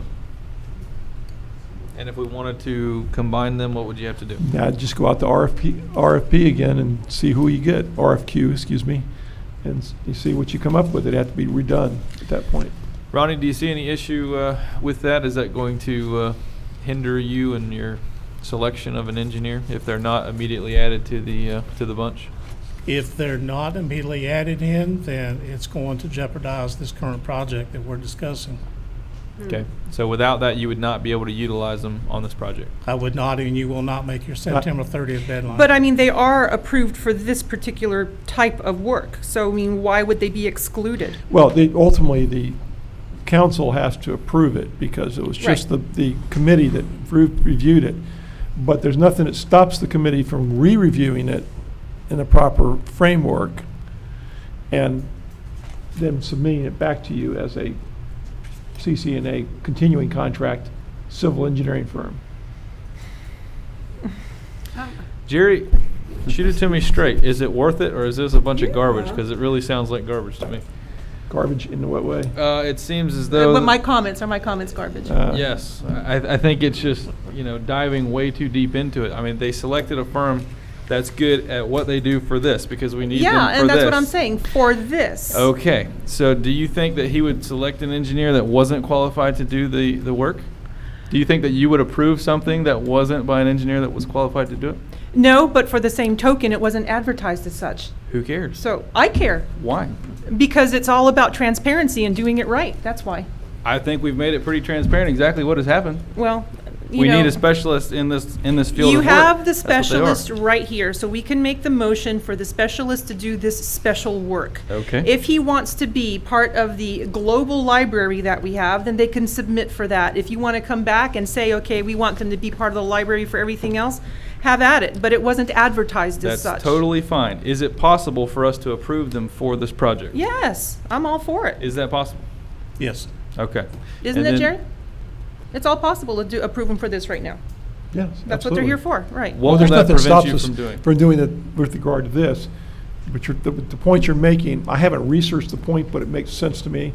So, I mean, So I it's just- not garbage.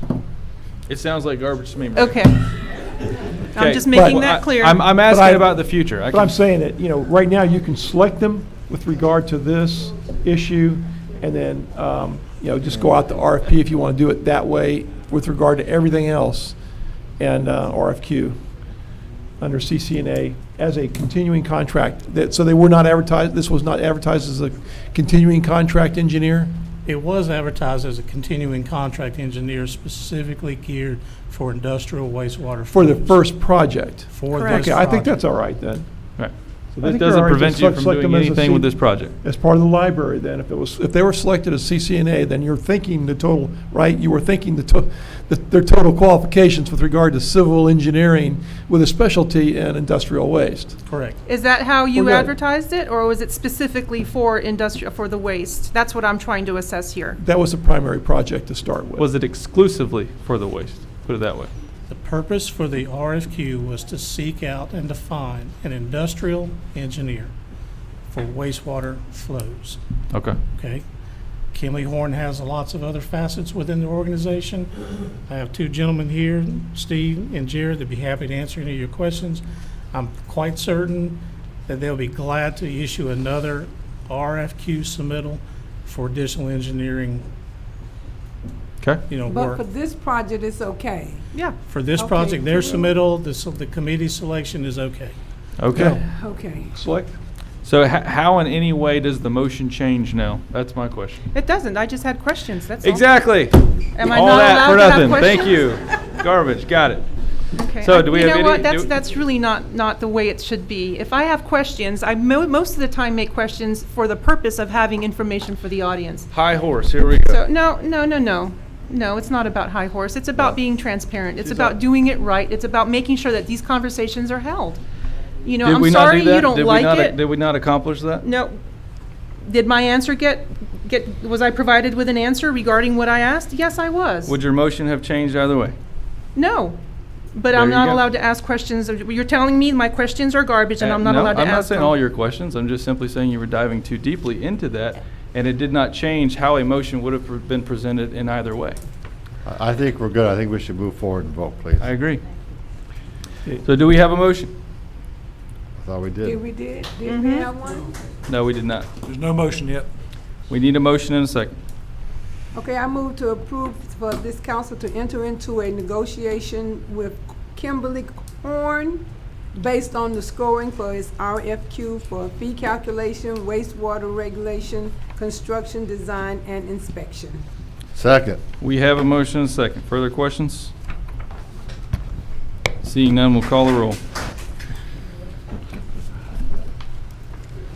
Councilmember Gray, Yes? Councilmember Spurlock, Yes. Councilmember Sutherland, Yes. Deputy Mayor Bernard, Yes. Mayor Anderson. Yes. The motion carries. Okay, item number 9, we have the airport consultant bids. Ronnie, that's you again. Thank you, Mayor. The background for this bid was sought for a professional aviation consulting firm to render services required at the Avon Park Executive Airport. The services should include but not be limited to general consulting, funding procurement, grant administration, economic feasibility, and impact analysis, planning, engineering, design, permitting, construction phase services, environmental analysis, preparation of DBE plans, and associated services. This RFQ went out.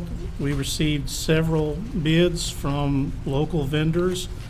And again, we had a different committee that reviewed these statement of qualifications.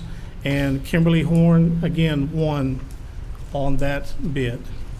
So Staff is asking for the city to once again authorize us to enter into negotiations with Kimberly Horn as a CCNA contract engineering firm. All right. Questions? Yes. Go ahead. I have the question in regards to the performance of the prior consultant. Amherst. Right. So I know that the airport did not have a meeting for probably a year and a half. And I think that there are many factors that have to be taken in consideration, you know, when you want to do away with one contractor and bring in another, and in this case, a consultant. But I made some phone calls today, and based off of some historical information, I think it needs to be very clear that Amherst, during the last 2 years, had a very politically charged relationship with the prior administration. Not necessarily the council, but I think it was the staff at City Hall, which none of you right now were, other than one perhaps. But their relationship was based off of communication, and there wasn't much communication between city staff at that time and that consultant. And I think that they, you know, because there was no meetings with our airport board, there were no CRA meetings either, that there was a huge gap in communication as well as performance to be able to be measured by the prior consultant. You know, what this council decides tonight is up to them. I just want to make it a point that, you know, Amherst did the design of the taxiway. There was no problem with that. It's a big safety issue. In talking to them, and I don't know if they're here this evening or not, but you know, they were accused of listening too much to the airport board and not to the city, meaning city staff. And I do know that there was some animosity from city staff at that time, which precluded them from doing their job.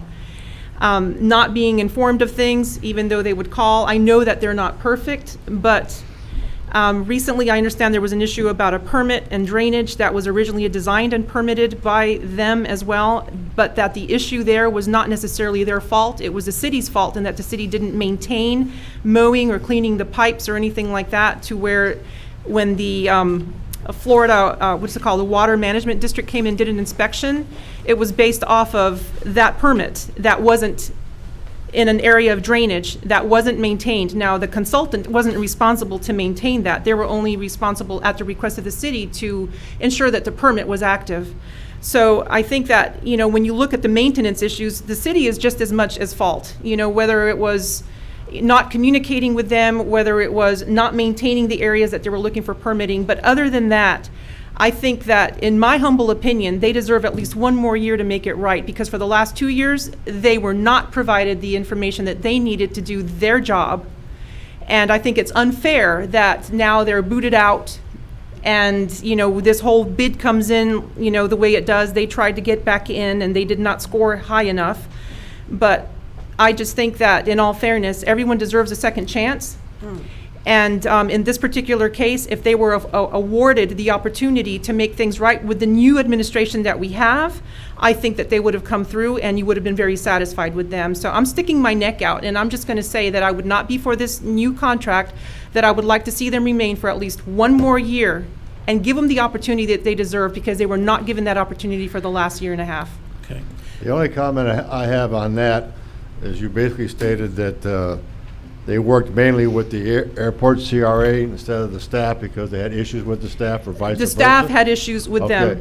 But if you look at the airport CRA member at the time, he actually rated them the lowest of all the And I see grades that. on there. I noticed that. So- Both the airport members did that. And yes. I haven't spoken to them, but I wonder if they were aware of the situation going on with the administration. I really do wonder that. Well, we can only go by what their opinion is now. Right, but nonetheless, I still think that, you know, this organization had the opportunity to, had they been provided the opportunity to get their way back in, because they were not treated as though they were a consultant at the time. They were just treated as chopped liver, and I just think that just wasn't appropriate in my view. I believe that may be true, but I think the only way to get around that is if they were here tonight and express their personal opinions.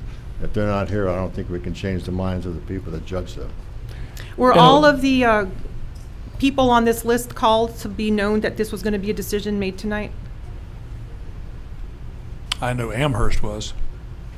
And I just, we want to point out that, you know, and this is a form of bid process, so, you know, it's what you're saying is important, but the decision-making should be based on what the ratings are and the qualifications and so on that were part of the package. That's how it needs to be done. I do have one question then. I'm going to get on my high horse. In the original contract with the qualifications with Kimley Horn, there's a particular phrase in there that speaks volumes to me, and I don't know if anyone else. There's a conflict of interest disclosure form, and it says it refers to situations in which financial or other personal considerations may adversely affect or have the appearance of adversely affecting an employee's professional judgment in exercising any city duty or responsibility in administration, management, instruction, research, or other professional activities.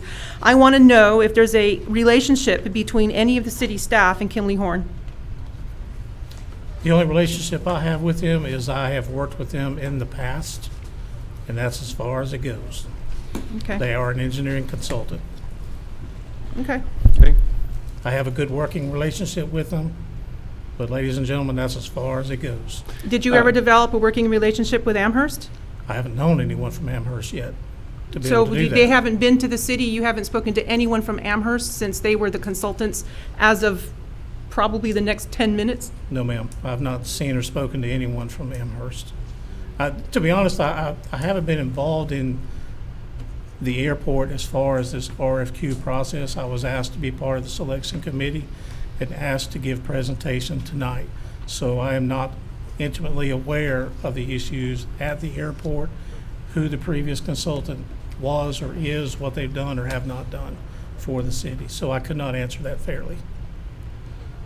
And David, did anyone from the city contact Amherst in the last couple of months and say, hey, you know what, you guys, you're just not doing your job, or we're going to go out to bid because we're not satisfied, or was it just decided that we're going to do an RFQ?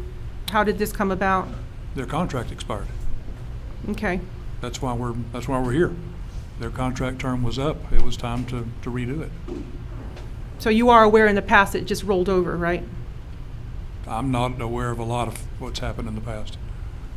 Did you find their contract? I have seen it, yes. Unless it has an evergreen provision which says that it can roll over infinitely without somebody giving a notice of termination, and it has an expiration date, then it expired. And you need to hire somebody else, or you have to rehire. So when is their expiration date? Not sure. I want to say it's the end of August, but I'm not sure on that.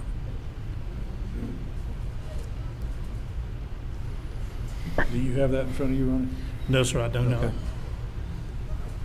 So when this one takes effect, would it be immediately the night that we sign it, or would it be when the other one terms?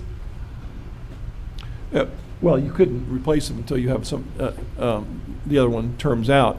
Although technically, just like in utilities, you can have more than one CCNA continuing contract firm.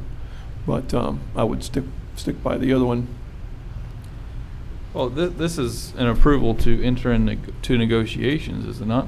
That's Yeah, correct. we We still don't- have to have a contract and so on. We haven't done that. So if the numbers come back crazy out there, obviously that wouldn't be something you'd be for, right? That's correct.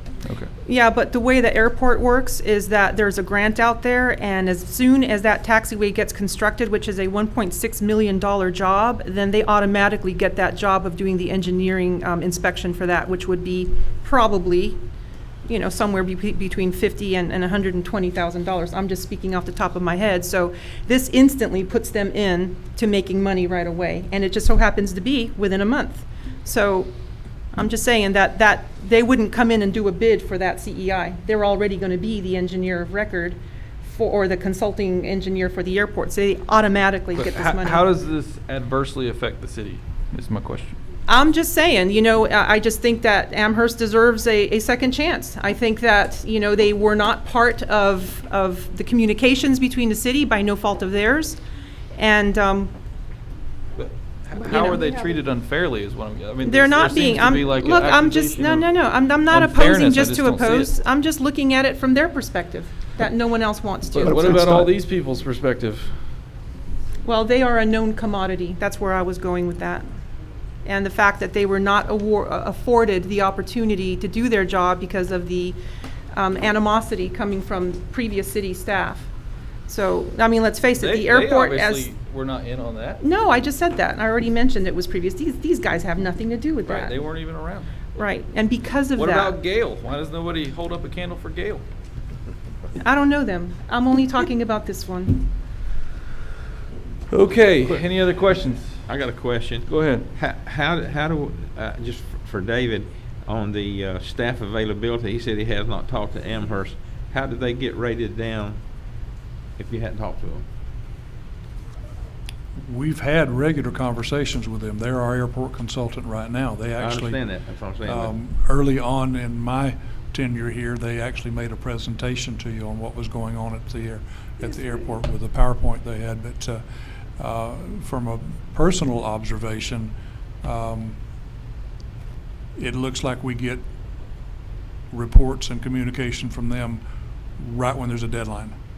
Not much before that. Okay.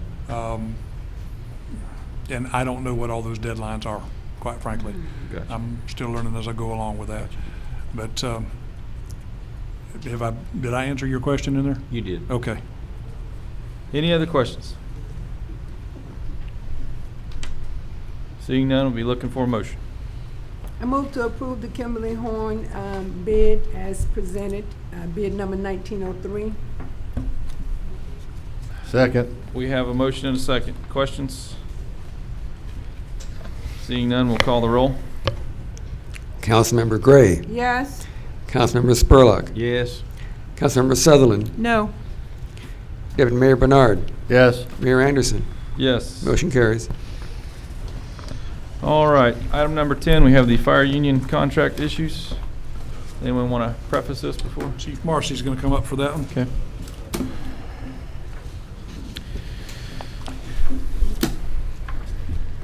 Andy Marcy, Avon Park Fire Department, 98 South Delaney Avenue, Avon Park. Yes, sir. So I'm going to give you a little background, just a couple minutes here. Okay. Last year, we hired a few people. Well, in the past year to 2 years, we've lost 4 people, I believe, due to pay in other departments. Last year, we were attempting to fill those positions back when we had our former chief. So November, December, we had positions that we were trying to fill.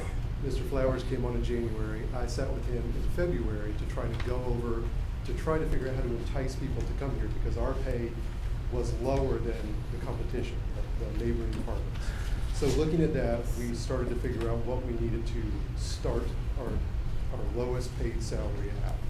And in doing that, that affected the next few firefighters. That's what all these papers that I gave you have to do with.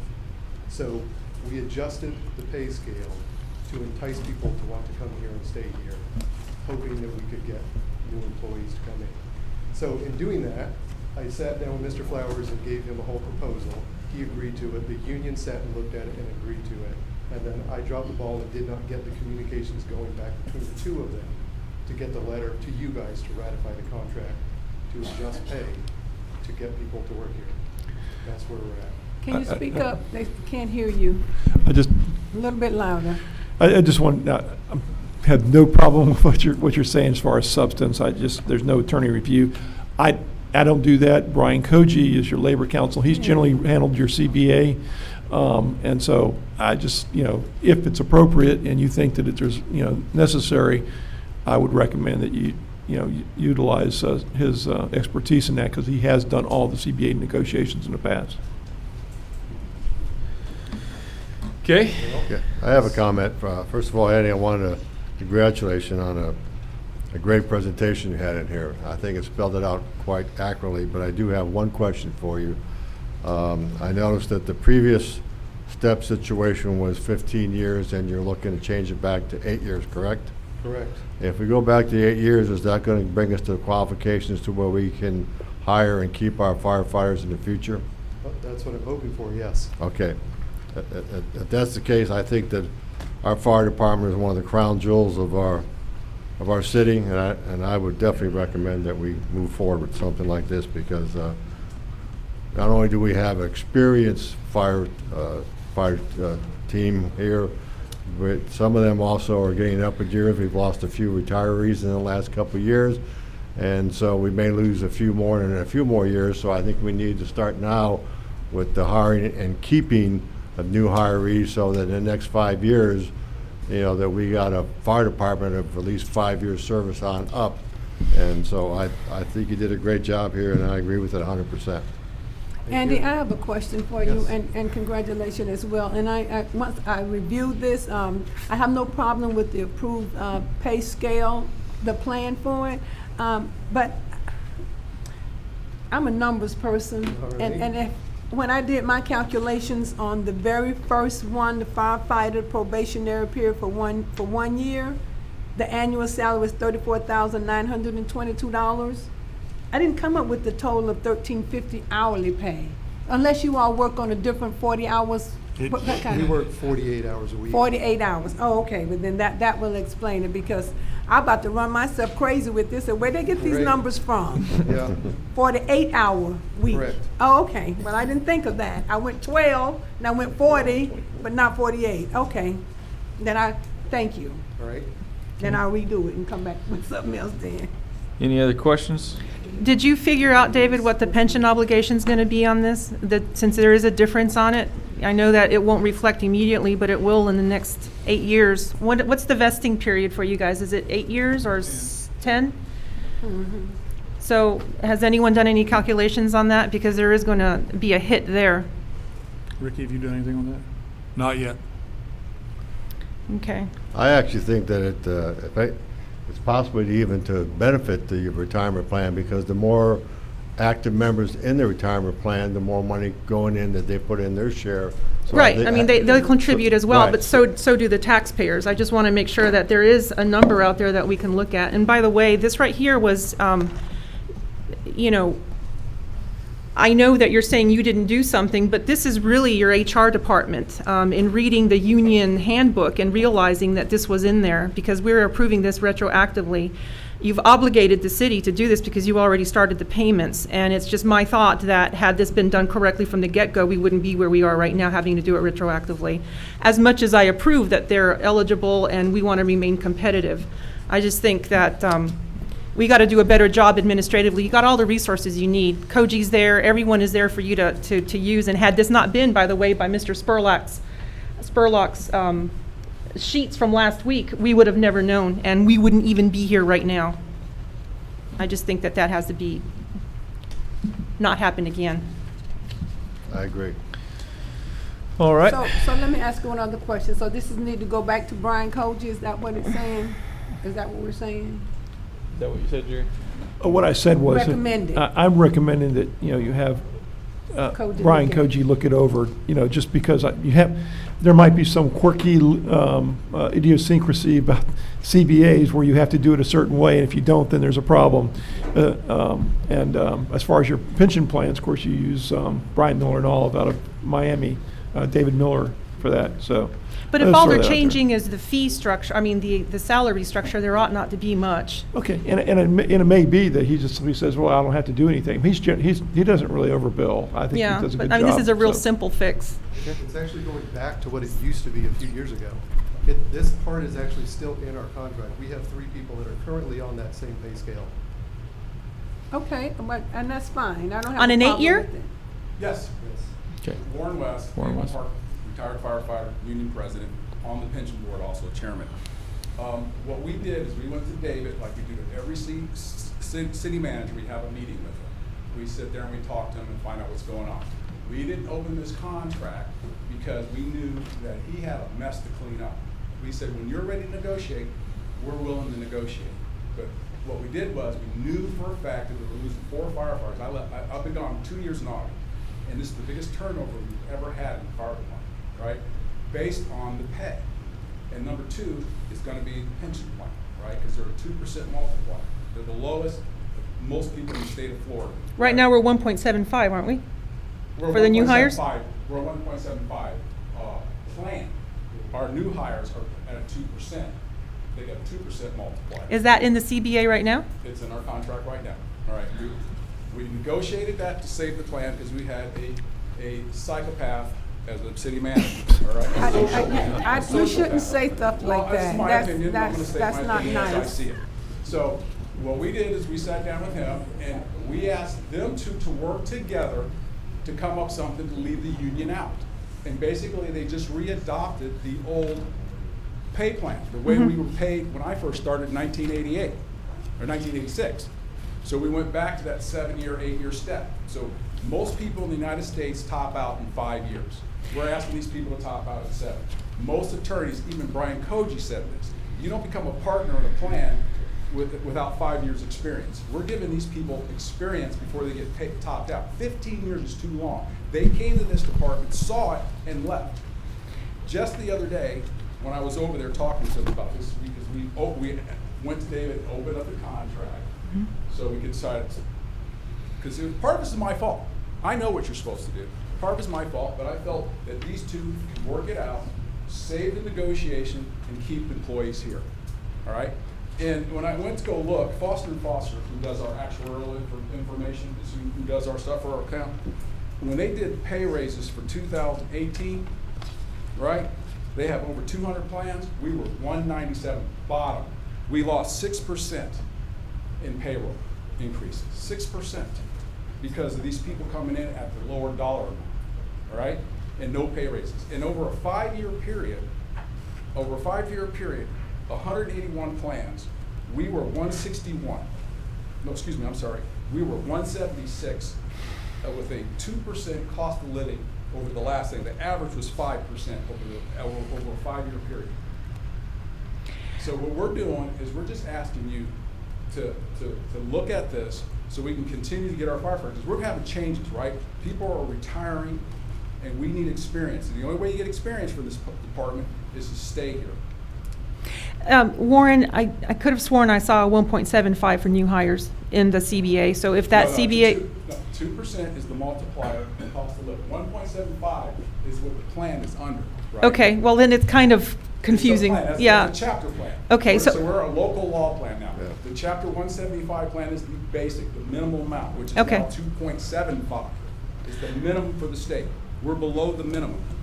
All right, so New my hires. question to you though also is, after this 8-year plan, your firefighters will probably, if there's COLAs between now and the next 8 years, will exceed what a 10-year lieutenant will make. Well, that's what we're negotiating. We didn't. Right. We didn't open anything. We're trying to save firefighters. We have guys. No, I get that, So what we're going to do is open up the contract and renegotiate those too. So that's coming. That's coming. But we wanted to save the firefighters that are there now. Okay. The captains and lieutenants are well underpaid. We know that. We're just hoping to get to this point when you guys get your actuarials, all your stuff done, and Right. we can negotiate in fairness. And I get that. I just wanted to make sure that I know we are all on the same page there, because it won't be very long after that with COLAs, and if there's raises, that your captains are going to have to be increased as well.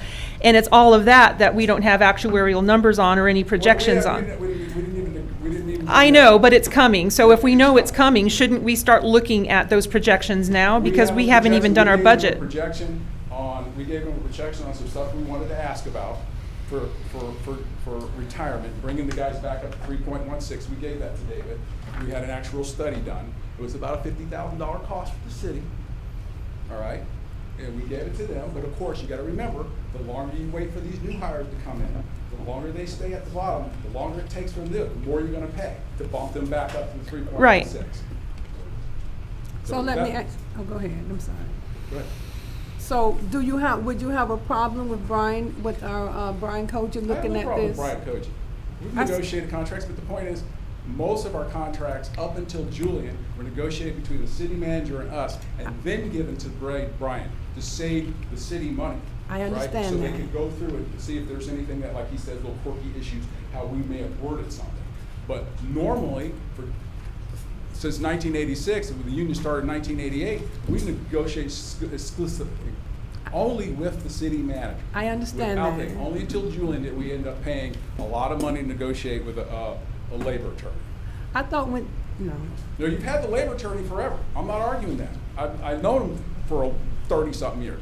The point is, we usually negotiate without them, and then bring that information to them, and he can correct it, and our attorney corrects it, because it's a simpler operation, right? Two people talking to each other, get things done. Well, this race right here was already, this was done in February, correct? Well, yeah, because we had lost 4 people between the time I left and February. So why didn't you come to the council then? We don't come to the council to negotiate with you guys. The directly. city manager comes to us. He's your liaison. That's my And question. it's my fault. I said, I take blame for not instructing. He's new at what he's doing. I know that he's got to come to the council and ask for this. But the 2 of them were the ones working. We just signed off on it. We said we agree. We've done this before under Julian. It was called a MOD. He started with the residents, right, where we could live. We had an MOD. It's not even in the contract. It's on the side. And then when we asked to put it in the contract, there was an argument about putting it in the contract. All right? So it's not even. We have an MOD sitting on the table right now, hours of work, where they can live, and all that, which we want to change and put in the contract. But it's not in the contract. Right. So question, I'm so sorry, we go just ahead. wanted to go about it the same way that Julian went about it. Well, you can't, everything Well, changes. It did. Yeah. It's in our contract. We can mutually agree, 2 parties can mutually agree on something in the contract and change it if we both agree in writing. And that's what we did. They came up, we gave him the thing, he has a piece of paper saying we mutually agreed under article such and such and such and such that we want to change just the firefighters, not the captains and lieutenants, with the understanding that we're going to negotiate in the future. Okay, and we get that. you. We totally get that. So when you hire, at this point, we'll go from 11 something, or was it 1224 to 1352. So after 1 year, they will be at the 14.78 rate, which will be more than Sebring. That's what we want. Right. When Avon Park. Right, I'm just came making that from- comment because we've got media back there and I want people to know that. So that, the competition that you're so desiring needs to be advertised, right? I turned down a job from the city of Sarasota to work for Avon Park because they paid more. They had a better retirement. That's why I came here. Of course, the city of Sarasota doesn't even exist anymore. Now it's a county. But the reason why is because they paid better. And that was $5 an hour in 1986. Okay, so what exactly do you want Brian to look at, Jerry? Just as you mentioned, I mean, I'm fine with that, with the way that's been done in the past, if they've come up with figures, as long as the final approval's not done until you get the advice from your labor council. The actual numbers are not going to change much because the other employees that were on that, they're the ones who are still paying in. These guys are also paying at 5% and not getting what the other guys are getting. They're working right next to guys. Yeah, I mean, we can't, Koji's going to approve what they have here. This is just a step pay plan. I mean, that's all it is. They're not talking about, steel toe boots or wearing shorts and Hawaiian shirts. They're just talking about the pay plan. Because if Koji comes back and It's up says, to no, you. what happens? They got to pay back all the extra money that we've already paid them. I mean, that's just not going to happen. That's up to you. I just made the Thank you. suggestion. Yeah. Okay? No, I'm okay with Koji looking. I'm just saying that Yeah, if we are too. approve I it. mean, we have no Okay. Because it's a little different than the other stuff. Because it used Then to let's be, go. when you first started, the first 6 months, you were at whatever pay, and 6 months later you got to pay, and then 1 year you got to pay. Yeah. Yeah. I didn't intend to throw a wrench at them. No. I appreciate what you do, Warren. No, Yeah. I appreciate. I mean, I'm glad you're back. All right. So. Thank you. But the So- point is, we were just trying to save the firefighters we have right now, which they told me already once. A couple guys over there says, we're not going to stay at 2%. We're not going to stay. And we're going to put all this time and training in these guys. And they're doing a lot of training. Andy has got a great training schedule over there. They're going to leave to make more money and a better retirement. So Warren? we have to address this. Can I ask you a question? Do you think Brian could look at this between now and the next meeting, and then you can have it back to us? You don't think they will leave before then, do you? Oh, I don't think this guy's really not. The pay thing is that. Oh, That, if well, you that's- fix that, that's one thing. That doesn't change the retirement, right? Yeah. With their multiplier. That's a change that really needs to be done. And we already had done an actual study, but you gotta remember that actual study is already a year old now. I got you. They're already getting paid this. I got that too, but my question is, do you think this can wait till the next meeting till Brian can look at the whole I think we thing? need to That's all secure I'm this for saying. these guys over there right now. Excuse I think we me? need to approve this and secure this for the guys over there. Now, they're willing to wait for the rest, right? They need to know that somebody's got their backs, right? That they're looking for improvements. Well, I would like to make sure that the attorney is good with this as well. And I think the Avon Park has a very good, one top line fire department, and they do a lot of work.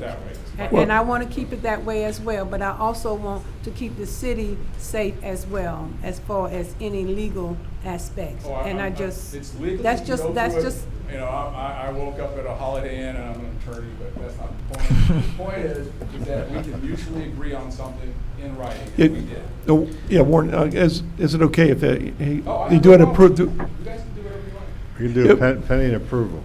Yeah, pending approval attorney, we've done that before. Yeah, that's good. Yeah, then that way, that gives them the idea that, if the attorney doesn't find something quirky about it, then, the council's in favor of it, that way. The difference, I think the difference is what we worked in the past. In the past, we went to the city manager. Then we had a city manager that did not come to the council. Half the stuff that's in our contract, you guys didn't ask for, you didn't even know it was existed. All right? He just started asking for stuff. We started thinking. So what we did was we figured we're gonna outlast it. We're gonna be here longer. We're gonna get people on that council that we're gonna be on our side. All right? So we're gonna outlast them. That's what we're the point. So we agreed to things in the contract with the hopes that we could change them in the future so we could keep our new hires. All right. I think the whole council has been for you, for the fire department. Yeah, You know, I think that's we're why- ready for a motion. I'm sure That's what somebody's we willing to figured make a you guys were motion. gonna do. Well, as it stands right now, this is just for new hires, at least for the first 8 years. So I make a motion that we approve the proposed changes that the fire department or the fire union has proposed, pending the review from the city labor attorney. Second. We have a motion and a second. That's all Any I further was questions? asking. Seeing no further questions, we'll call the roll. Thank you. Thank you, Thank Andy. you, Andy. Councilmember Gray, Yes, Councilmember Spurlock, Yes. Councilmember Sutherland, Yes. Deputy Mayor Bernard, Yes. Mayor Anderson. Yes. Motion carries. All right, item number 11, we have the fire assessment resolution. Ricky? Is there a PowerPoint on this one? I didn't know whether David wanted to present some preliminary information there or not. Yes, each year, the city must pass a resolution setting the fire assessment fee collected by the county tax collector. The fee funds partially the operation of the city's fire department.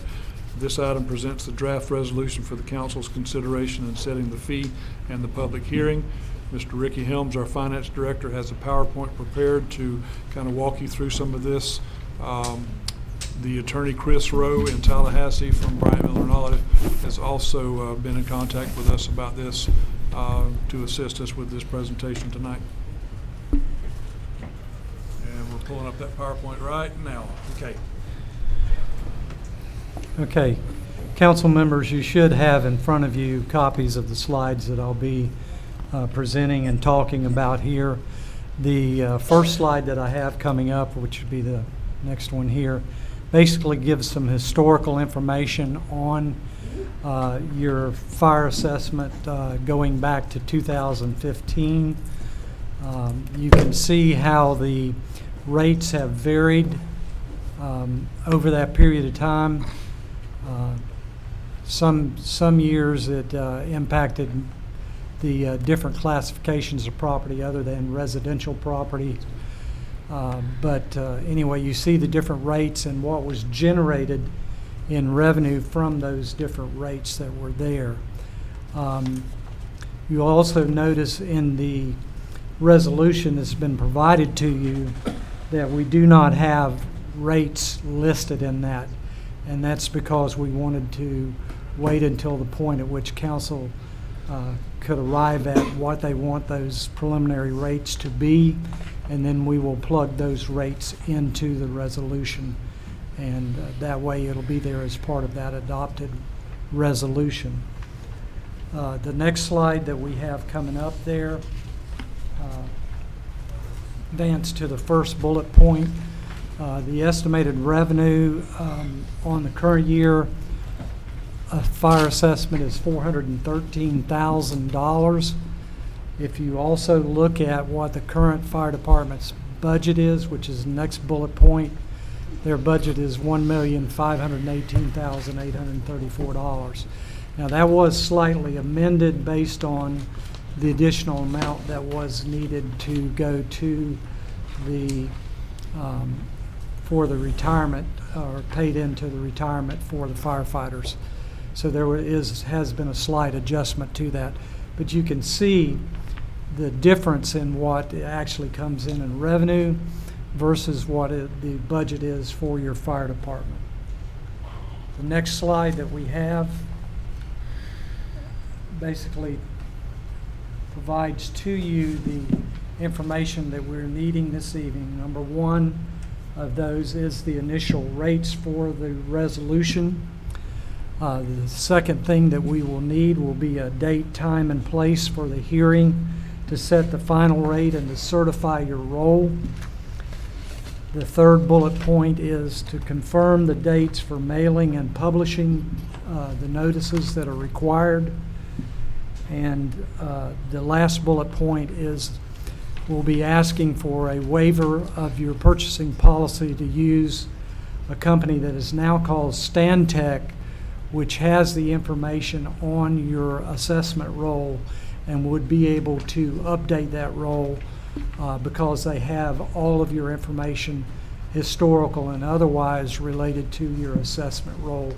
And it would be much less for them to be able to update the roll as opposed to going to another firm that would have to become familiar, first of all, with your assessment and the methodology that was behind that, and to look at what your maximum rates are and whether or not you would be exceeding those. But in your packets, I don't have the information in there, but we have spoken with Chris Rowe. He did review the resolution that you have in front of you. That resolution that you have in front of you contains some changes from what our original draft resolution was, but you do have the version of the resolution that Chris is in agreement with. He indicated that Stantec would be glad to assist with the preparation of the annual assessment roll and the certification and delivery to the tax collector's office, which it'll have to be provided to them for it to be on the tax bills that will go out in November. They can also provide staff training on the annual administration process to facilitate staff handling this in the future, as opposed to having to have a consultant do it. The price that they would do this for the fire assessment roll that would be implemented beginning in November of this year would be $7,500. And that would include reviewing all of the properties that there have been changes to, whether they've been changed from one classification to another, as well as any new properties that have been added to or would need to be added to the roll, and properly classify those properties so that they would receive the correct assessment. You're talking about the DOR code? Correct. It would be based on that, and whether in fact the actual construction, met the qualifications for those particular classifications. So they would do that for that price. So those basically are the items that we're bringing before you this evening. One of the things that I need to add, we did a preliminary calculation just to give you an idea of what a $20 increase to the residential rate would provide. And if you carry that through percentage-wise to your other categories, that would generate roughly an additional $107,000 for a $20 increase in your residential rates. It would generate what? $107,000, which would be in addition to the 413 that you already see. Okay. Okay. So even at that rate, Ricky, then we still would have to pay $1 million out of our regular budget, correct? That's correct. Now, your maximum rate for residential is $140.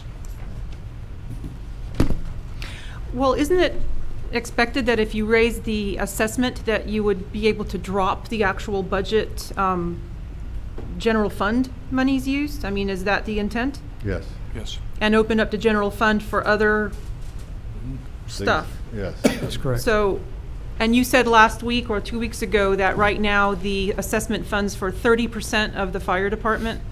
Correct. So your goal would be what percent at this point? If you were to drop the, That would be up to council. That would be a council decision, but I and- think you need to come closer to getting it more in line with what the costs for the fire department are. You know, whether that's 40% of the budget or whether that's 50% of the budget.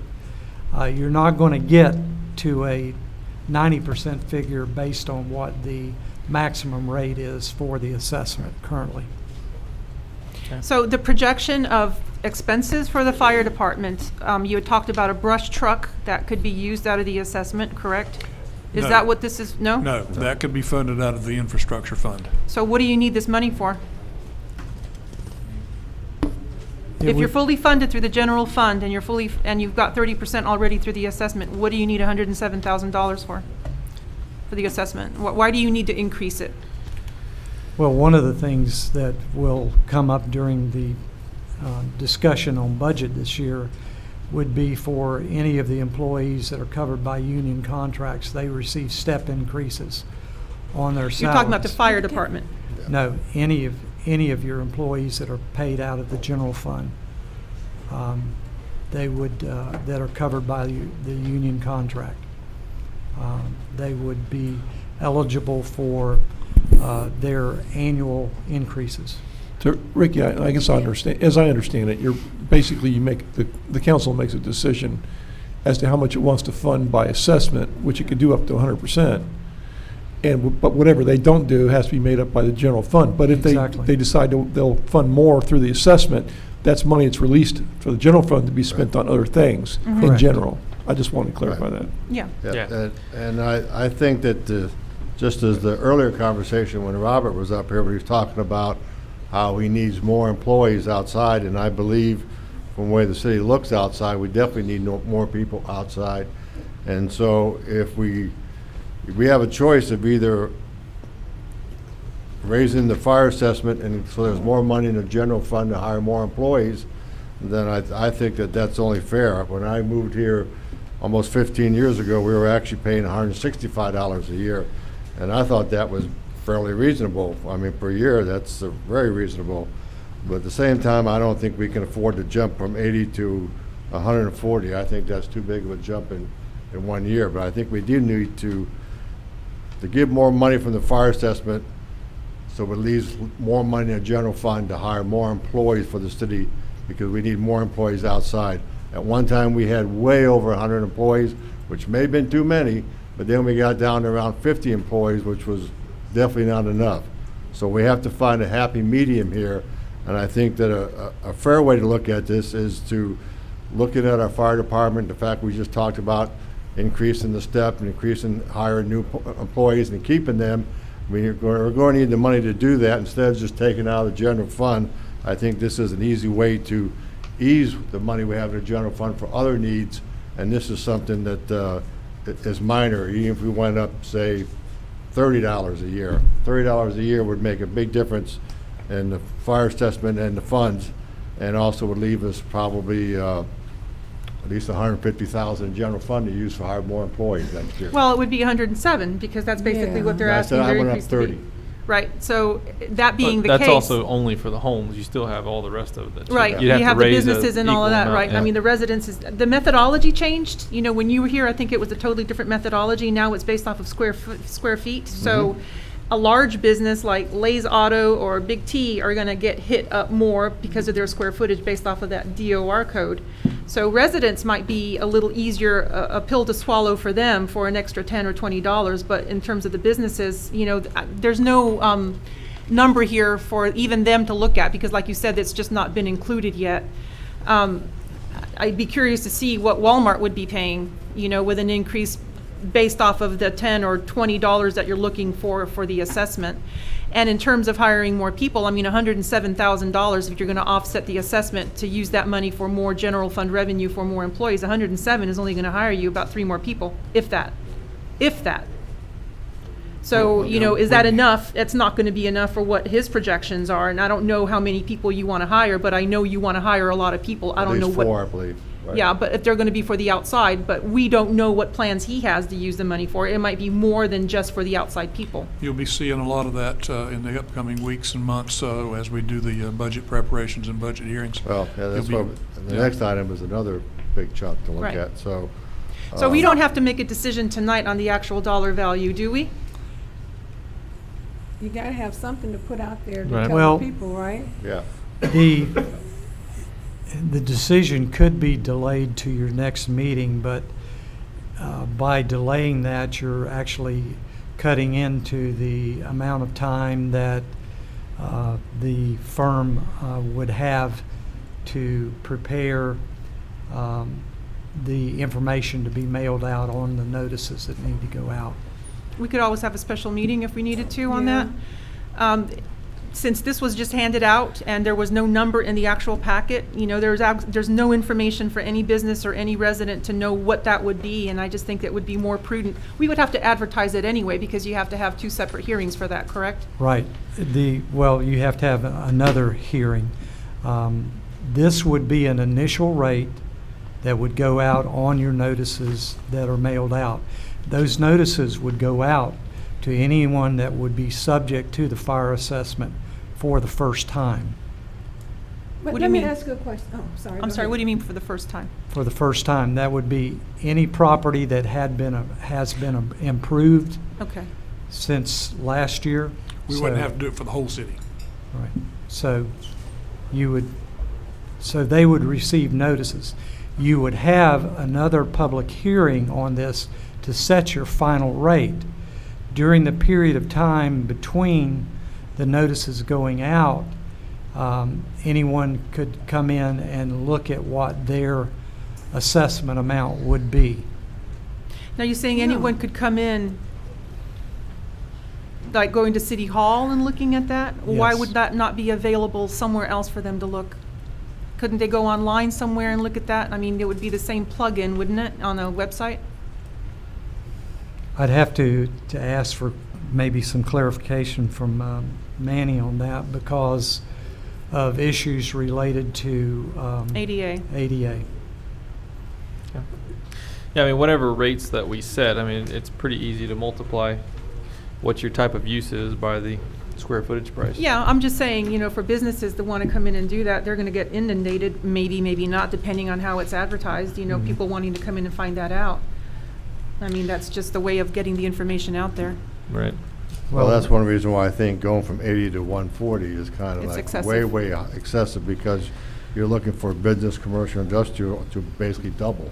Well, And yeah. I think we gotta be concerned about everybody in the city, residential and business. Incremental changes are always better. Yeah, and that's why I say a small step and then something to look at. Okay.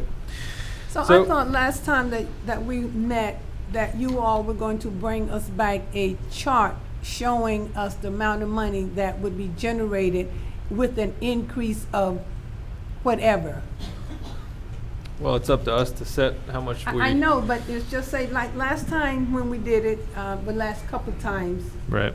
it was brought back, this is the amount of funds would be generated if you set your fire assessment at this rate. Right. And if you did your square footage at this rate. That's the way it was Yeah. every time I've been up here, but I don't have that here. So That's what they're saying, you have to go to City Hall and get it. you gotta go to City Hall to get it? That's what he said, is that's the spreadsheet or Well, the whatever other- that you plug in. The other thing that can be done, we could Take a break when we get could through. post the entire listing on there, on the website, to make it ADA compliant, or someone could go in and look it up. But that's going to be a huge file as well. Well, let me ask you this. If you didn't put it on the website, but yet you had it in an Excel spreadsheet, could someone do a public records request and request that spreadsheet? That doesn't need to be ADA compliant, does it? Because it's already going to be in the, You are correct, that we could provide it to them. If they ask for a copy of that spreadsheet, we could provide it to them. yeah. So, I mean, then that would be the recourse for anyone from the public wanting that info. Correct. I'm putting the first request in. Okay. Okay, so maybe a good course of action would be if we have a special meeting, and in that special meeting, we have just simply raising the rates by, across the board, 10%, 20%, 30%, 40%. Yep. Something like that. Yeah, I think so. Give And us we would see give what us that like would. 4 choices. Well, if Yeah. it's $10, what's that? It's not even 20%. No. So maybe. I was saying right now it's 80. It's- So if you well, raise that's- it that's the- 10%, that's $8. Okay, what? 20% would be 16. Are we paying 80 right now or 70? You said 80? 80. Okay, 80. never mind, okay. Yeah, and then you've got 40, 0.043, Yeah. 0.007, et cetera. So obviously, you're not going to raise only residential without raising No. other Right. things. It has to be even and fair. So we would need to know, like I say, maybe 10%, 20%, 30%, 40% across the board. Okay. Does anyone have any changes to that, or does No, that I sound- agree with that. Okay. And that special meeting would be held Next week? If they're ready? next week? You think you have it next week? Good. Yes. Okay. I do have some additional information as to the dates.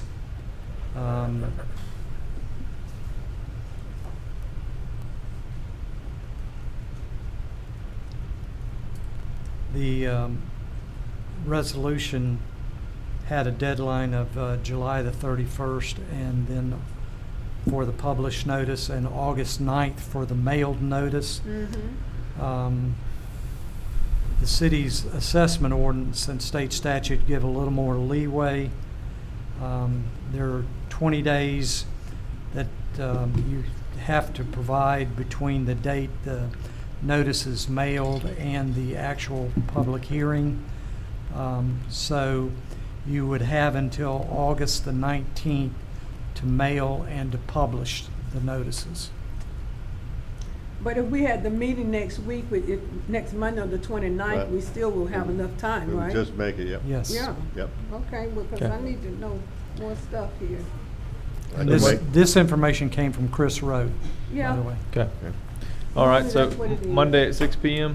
for that? That's fine with me. Yep. Okay. The 29th. That'd be the 29th, yeah. All right. All right, other questions on the fire assessment? Audience, anyone? Seeing none? Moving along to item number 12. Take a break. We are going to take a quick 5-minute break, and then we'll move on to item number 12. Okay. 5-minute break.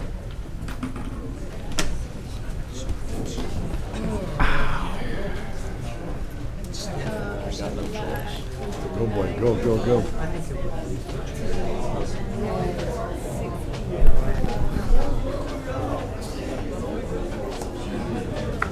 What question?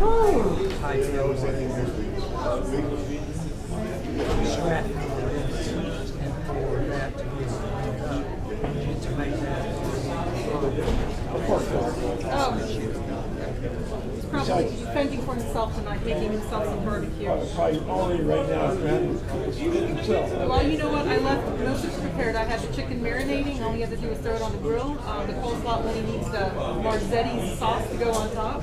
You know what I'm talking about, Marzetti's?